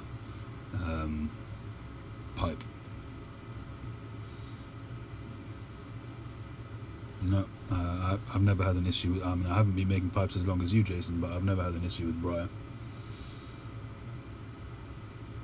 I've probably sold. Where am I? I'm up to number 94 now, and I've probably sold.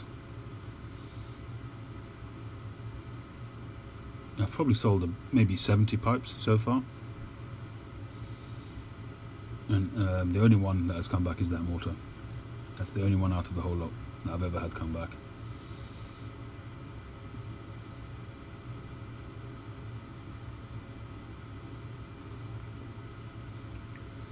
People do like the grain on olive wood. For me, it doesn't. Aesthetically, I don't like it on a pipe. It's nice on other things, but I find that the grain is just not. It doesn't follow I mean, that's probably the beauty of it for some people, but for me, it's not. I've got a bit of a symmetrical eye, and it just doesn't work for me. With briar, I know I've got straight grain, flame grain, bird's eye, and they follow a pattern. Olive wood is just a little bit too erratic for me.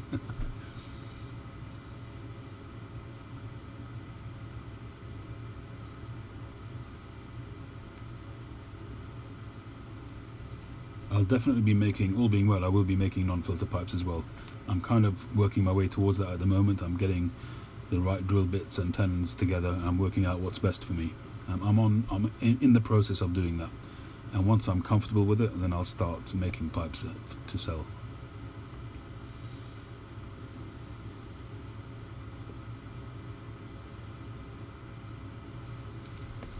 I don't know why people would sandblast a mortar pipe. They look gorgeous when they're smooth.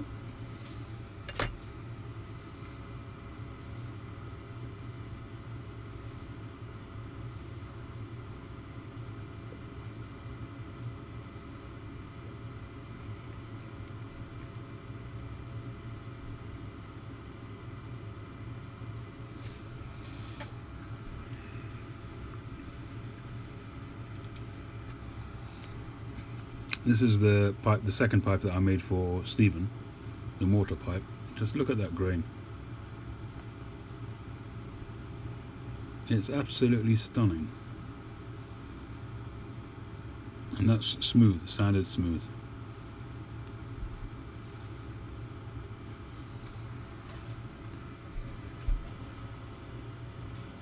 They blast incredible. Okay, well, I haven't got a sound blaster, so maybe that's why. I'll have to look up some pictures of some then. I'll be happy to stand corrected.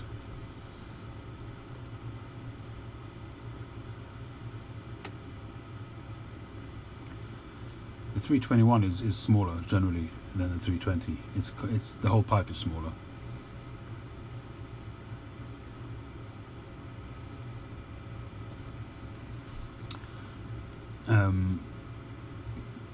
In my limited experience, maybe Jason can say more about it, but in my limited experience, I find that mortar is actually very brittle. It's an interesting material. In some ways it's harder, it takes longer to sand, but the grain structure is very, very unusual if you're used to briar. And you can actually, the grain can lift quite significantly if you catch it wrong on the lathe. But at the same time, when you sand it smooth like that pipe that I just showed you, it can look really beautiful. But I find it to be quite brittle. It's very sinuous, it's very fibrous.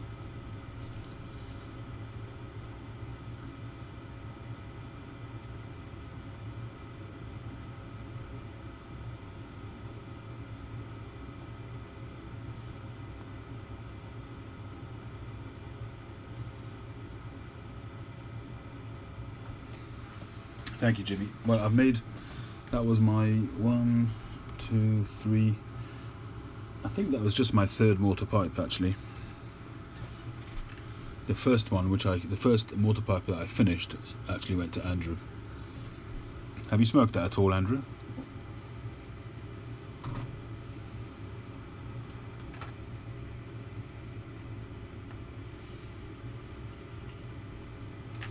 I have noticed that, Jason. Yeah, that's true. I've noticed some being a lot heavier than others, despite being the same size. So the density certainly can be different in Meerschaum.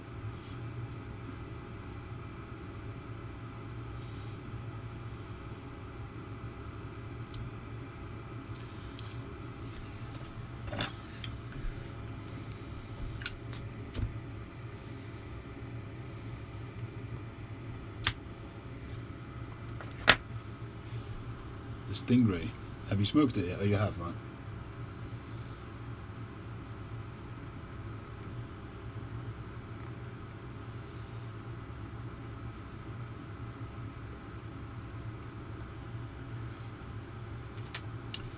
Well, the Dunhill pipes are very classical shapes. Every so often they'll come out with an unusual pipe, but generally speaking they're very classical.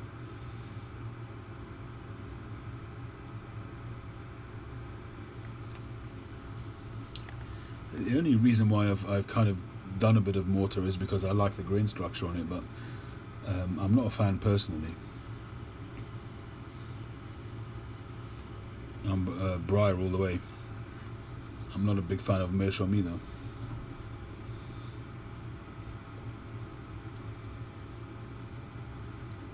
Good night, WV. Thanks for joining. The Dunhill pipes, I've got to be honest with you, they're traditional. So I don't know if boring is the right word, but they're certainly traditional. But if you look at their smooth pipes, I am actually puzzled at their smooth pipes because they don't seem to get particularly nice grain on their pipes. And occasionally you'll get an exceptional one, and that will cost an absolute fortune. But the average smooth pipes, the grain is all over the place. They don't seem to chase the grain at all.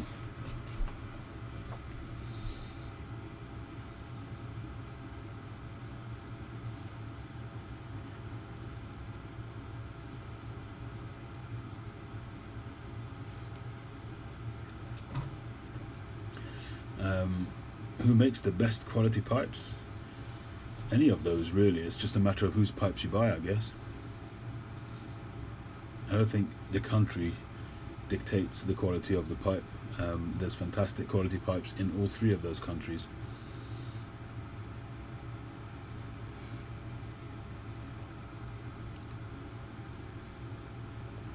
Stonehenge.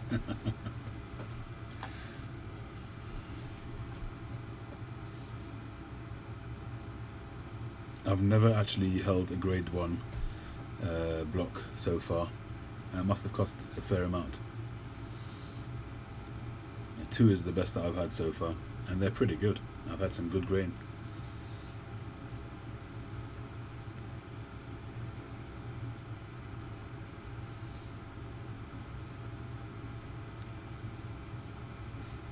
Their prices have always been high, Andrew, but I just don't... Okay, if you're going for a rusticated finish or a sandblast, then fine. I'm talking about the smooth. I mean, this the billiard I was smoking before, the Parker. I mean, that would have. I still don't quite understand why it wasn't a first, and why it became a Parker pipe. I think I actually checked it last time, and I said the drill was slightly off. But just look at the grain on this is absolutely stunning.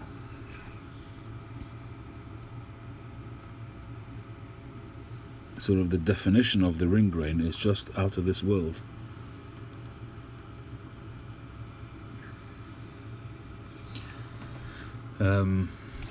But when you're talking about smooth ones, I just find that they just, you very rarely see a straight grain or a side grain, a cross grain. You're very rare.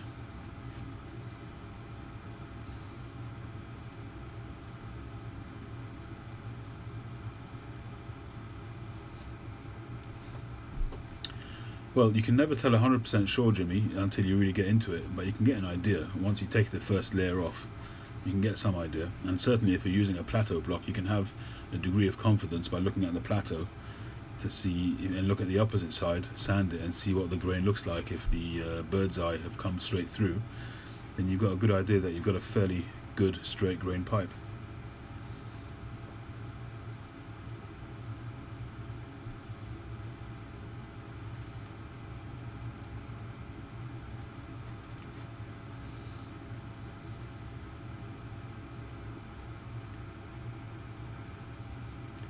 $23 for a Punta Oro, that's fantastic.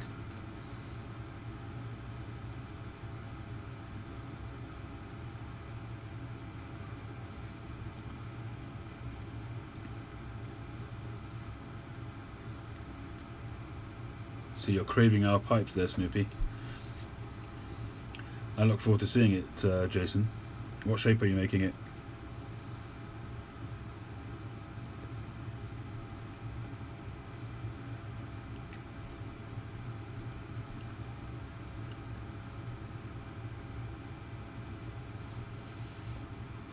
Alright, we'll have a quick look.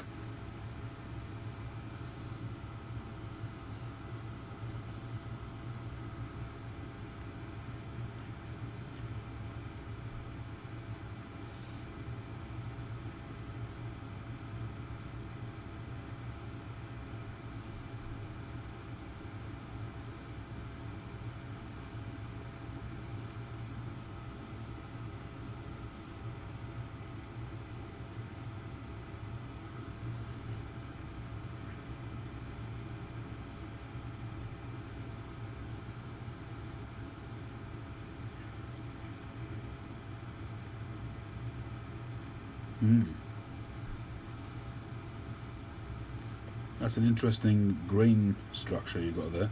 Is that the side of you? I'm assuming the plateau is at the top there, but it's lots of little sort of grains intermingled rather than straight lines. That's that will look beautiful in a contrast stain, in a light contrast stain. It looks pretty good just like that, as just wetted like that.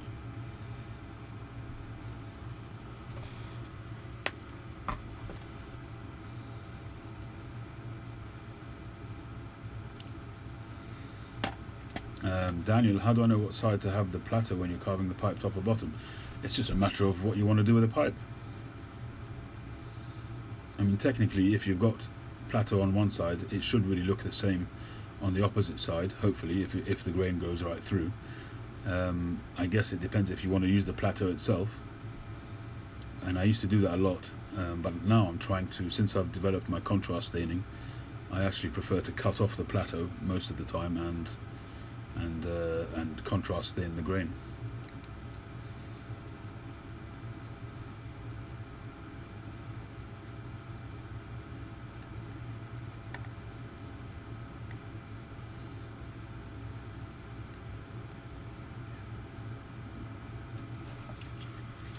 What is the deal with the Punta Oro pipes from Savinelli? Why are they so much more expensive? Are they a particular special briar?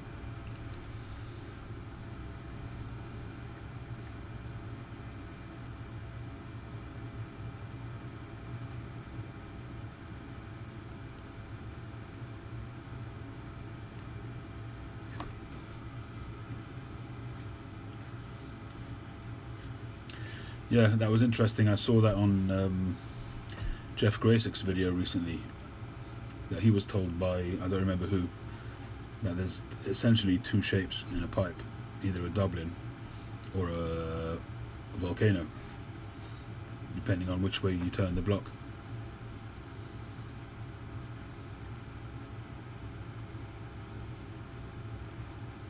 The only way you're going to get a plateau on both sides is if you have the full circle.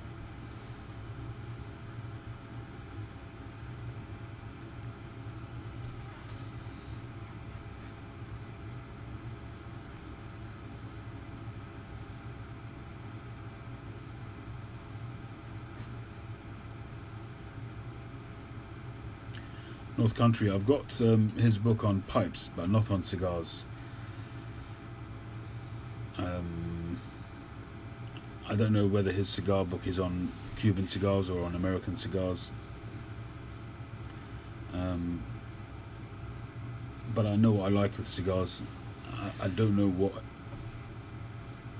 with pipes. When I got the book on pipes, it was more about learning everything that I can about pipes.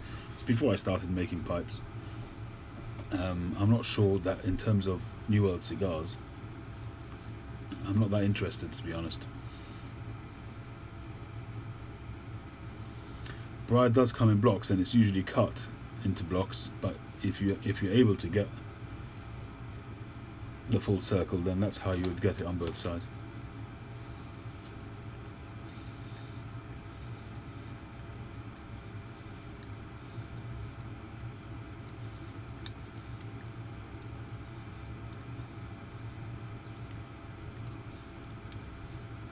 Well, let us know what the book's like here, North Country.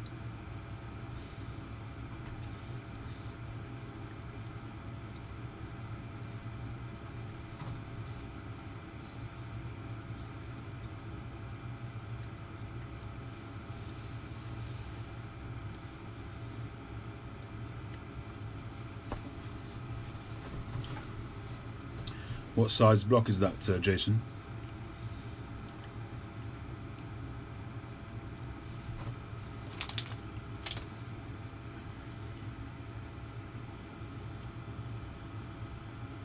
Is that small, medium or large? Medium. So what shape are you going for?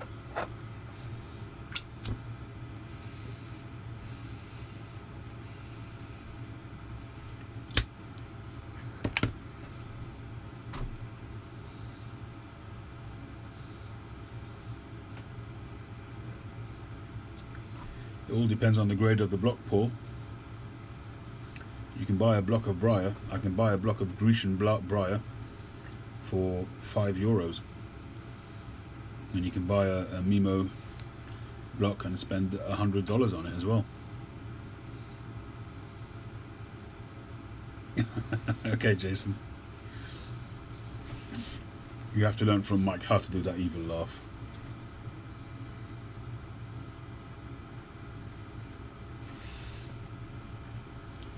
Well, when you buy the block, it's graded, and then when you make the pipe, you grade the pipe. You could buy a top grade block, and you could. I mean, if you buy it from Mimo, his grading is pretty accurate. He knows his stuff. But you could get a grade 1 block, and it could be, full of pits once you get inside it.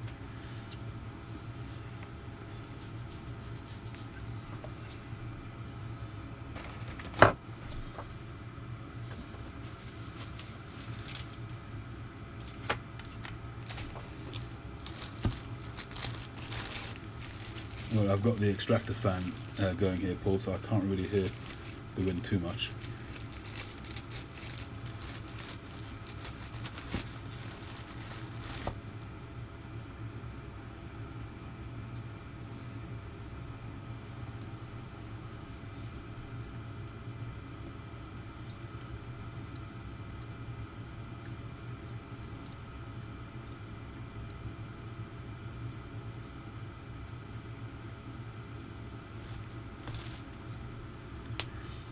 Yeah, absolutely, Mike.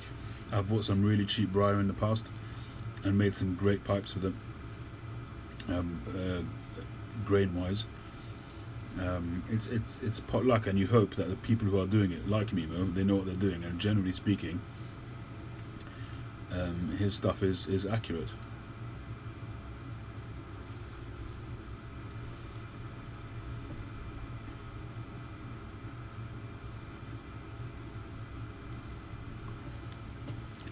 Both of those things, Daniel. If a pipe has got pits in it, then and you can't avoid them, if it's full of pits, then that's never going to be a high grade pipe. You could have a fantastic piece of briar like that one, and you can have a mediocre pipe carver or a very inexperienced pipe carver make a pipe, and it'll be a shame. It'll be a waste of a piece of briar.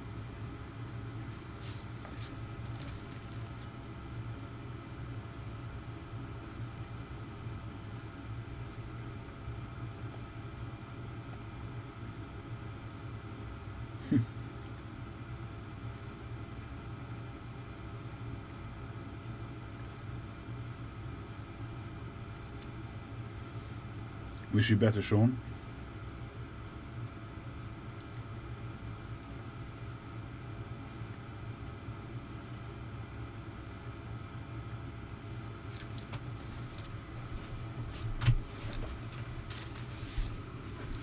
Not at all, Daniel. Sand pits, for the most part, if they're small, are just aesthetic. I mean, this pipe here looks amazing. Well, it is, but there are still some. If you look with very carefully, you'll see some little spots there. You see a little black spot there, a little one there. So this wouldn't make it in terms of the absolute top grade, but doesn't take away from the overall aesthetic of the pipe. And of course, if you've got a sand pit which creates a crack or a fissure, then you've got to see how deep it goes in the pipe. But generally speaking, it's not the end of the world. They can be filled. Truth of the matter is, if you look at most dark stained factory pipes, Most of them, I don't say most of them, a lot of them will have fills, and they're stained dark to hide them.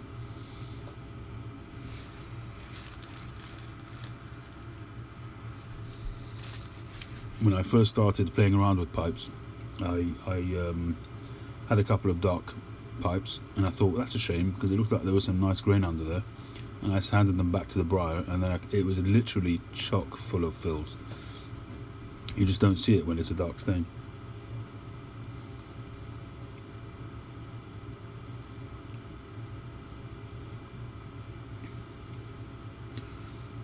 A blaster is definitely on the horizon. My wife is actually probably going to be buying one for me. My 50th birthday passed about 8-9 months ago, and she still hasn't bought me anything. And she keeps saying to me, "I know I haven't bought you a present." I'm not that fast, but she wants to. And she said, "I can either take you out for a nice meal or I can get you something." I said, "Give me a budget." So she gave me a budget, and I can get the bare bones of a blasting kit. And I told her that's what I want to get. So that will happen. It's just a matter of time. I need to still do more research. I have a lot of the people that I've spoken to here. I've spoken to Chris Eldridge and a couple of other carvers. And the compressor seems to be quite important in terms of making sure that it's man enough to keep enough sort of pressure so that you don't have to stop and start the whole time. I don't know if you've experienced that, Jason.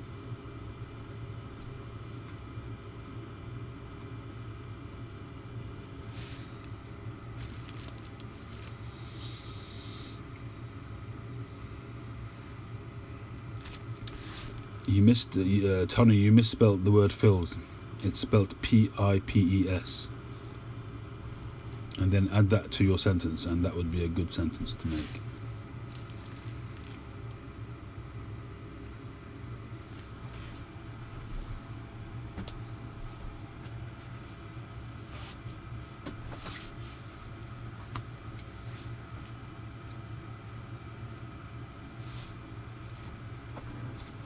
So they say, Mike. Maybe it has. Hopefully it has. No, P-I-P pills. No, P-I-P-E-S. Peterson makes bad pipes.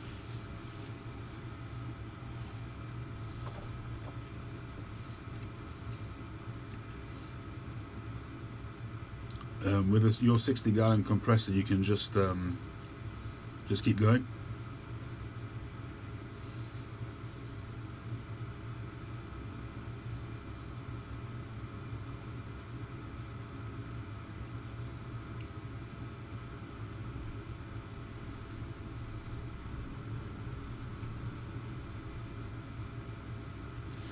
I hear they're very noisy as well, so I'd have to keep it sort of out of the way a bit.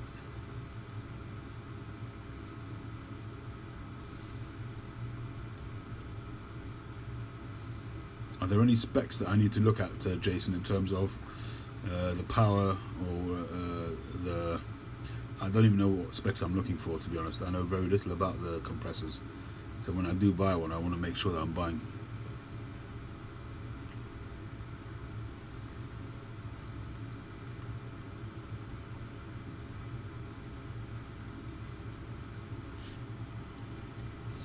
And to be honest, sandblasting is for me one of the nicest finishes on a pipe.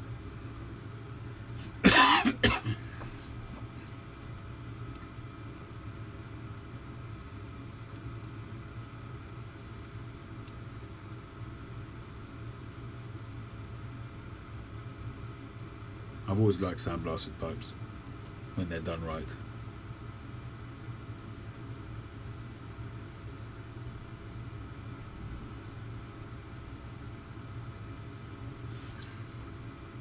CFM, what does that stand for?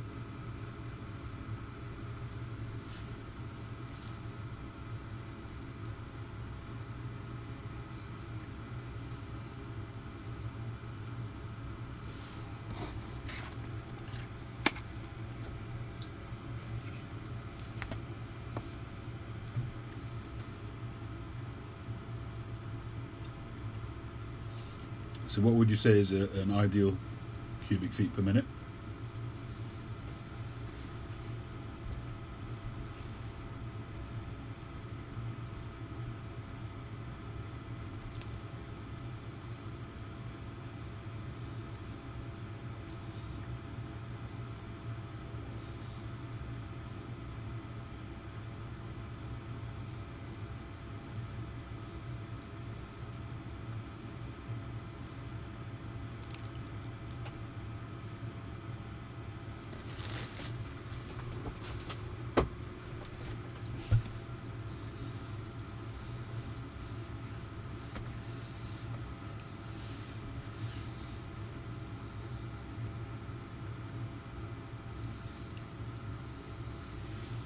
And what media would you say is the best to use? I know there's different types of media out there.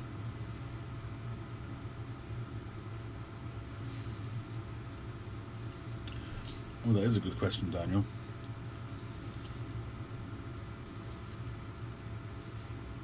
Well, the one that comes to mind, I'm not going to say which one it was because it wouldn't be fair to the company that it came from.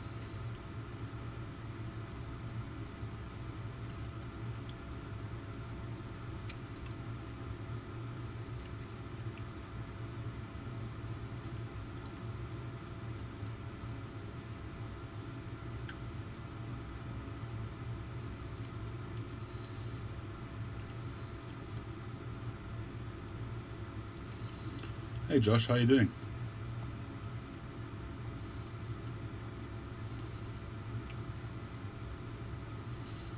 No problem, Jason. No worries. Don't want any trade secrets.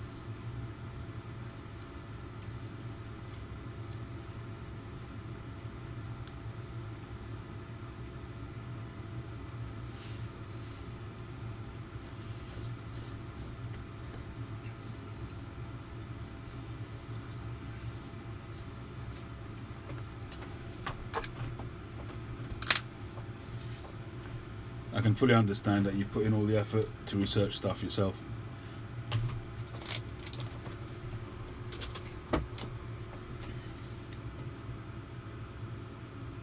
$10 to $15, right? Okay.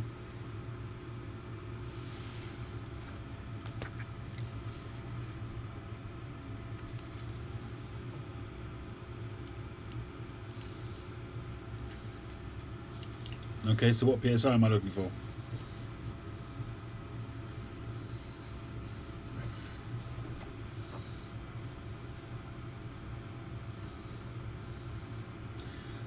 Paul, the Sherlock Holmes Museum is the last place you want to buy a pipe from.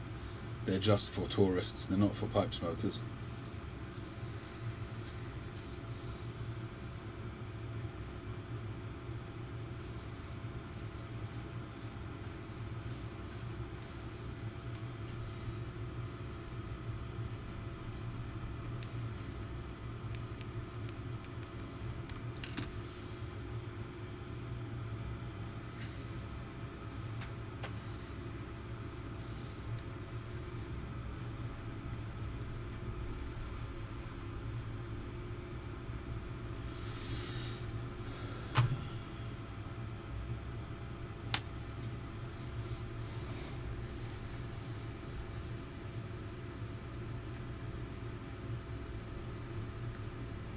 Hey, West Texas.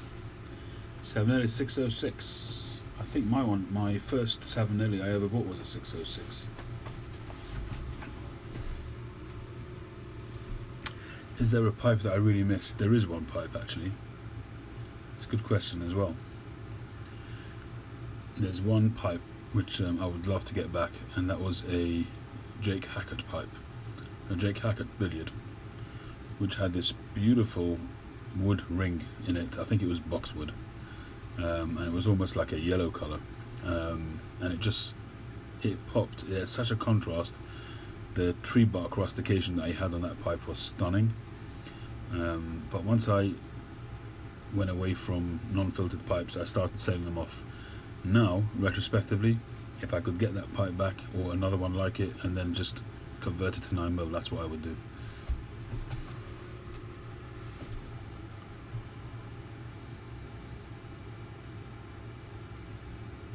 Which Dunhill are you talking about? I sold a lot of Dunhills. There was a Dunhill Bulldog. There was a Dunhill Don. You know, the poker, the cherry, whatever you call it, the Don. There was a few Dunhills that I've sold.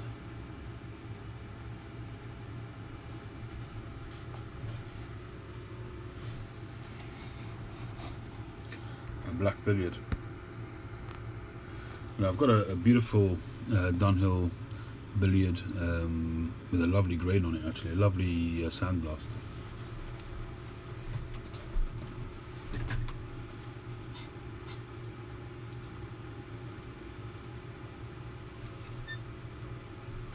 It's not a billiard, it's actually a Dublin. This is Cumberland, not Brindle. Look, Cumberland. Are you calling Dunhill a liar, Mike?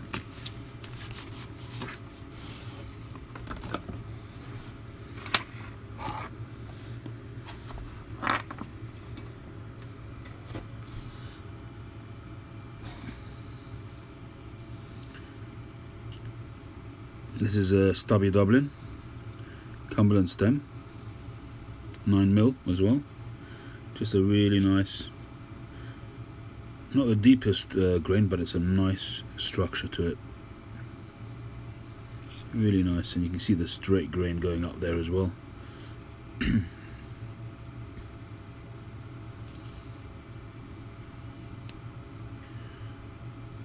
It's got a nice grain on the rim as well, but it's quite dark.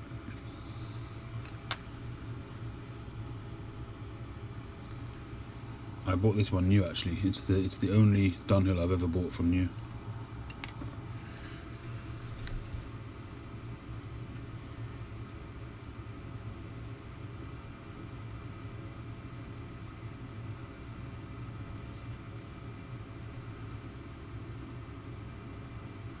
Very nice, Chris. So why did you sell it? Oh, because you stopped smoking, right? You gave it away. Oh. Yeah, I know. Mike keeps telling me that, Jason. Cumberland's a colour, not a material. It's brindle. Yes, I know. Hey, Doug.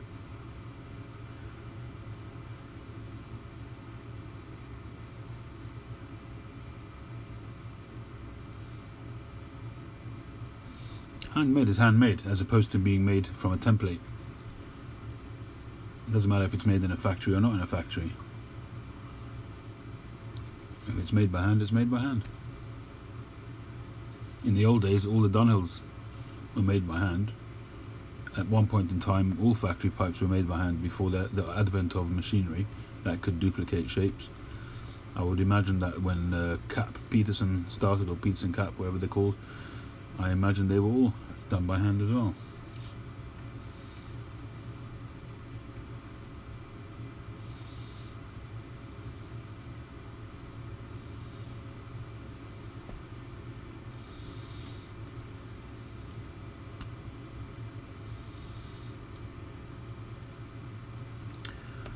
I imagine the really upper end Savinellis, there must be a range which is handmade, but the vast majority of them are done with machines, phrasing machines, as Mike puts it.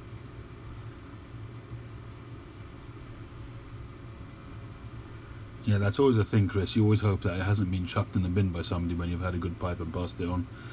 So oftentimes when I do my pipe sales, I'm always relieved that when it's a pipe smoker that I recognise in the community, I'm really just very happy for the pipe to go to a good home.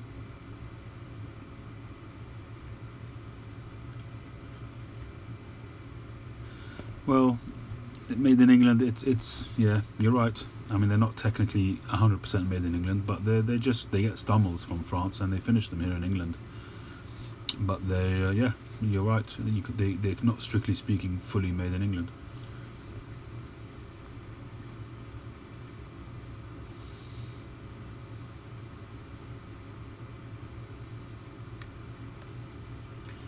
Yes, you are, Snoopy. Yeah, I'm gonna call it a night soon. The auction, North Country, I'll announce a date once the pipes arrive. I'm still waiting on them. I thought I'd get a couple today, but so far not. So hopefully during next week, the majority of them will arrive with a bit of luck, and I can start thinking about a date. LCS Briars are pipes made in England. Swiss watches made in Switzerland with part from China.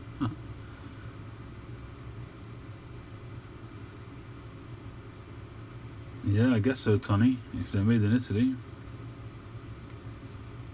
Good night, Jason. Thanks for joining. I think we're going to call it a night. 2 hours is long enough.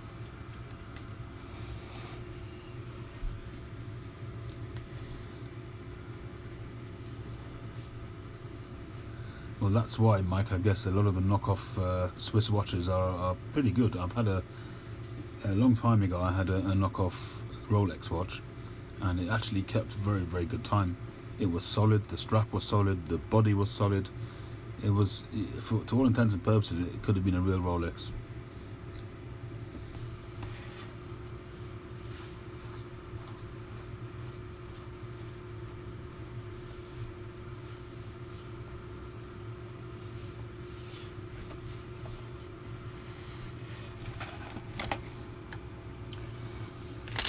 Alright, everybody, thanks very much for joining. Thanks Tony, thanks Mike, thanks Rock and Steady, thanks Josh, thanks Uncle John, thanks Leffa, thanks Stonehenge, Andrew, Doug, Daniel, Chris, Snoopy, Tree, Jason, who else? North Country Off Grid, Chris W,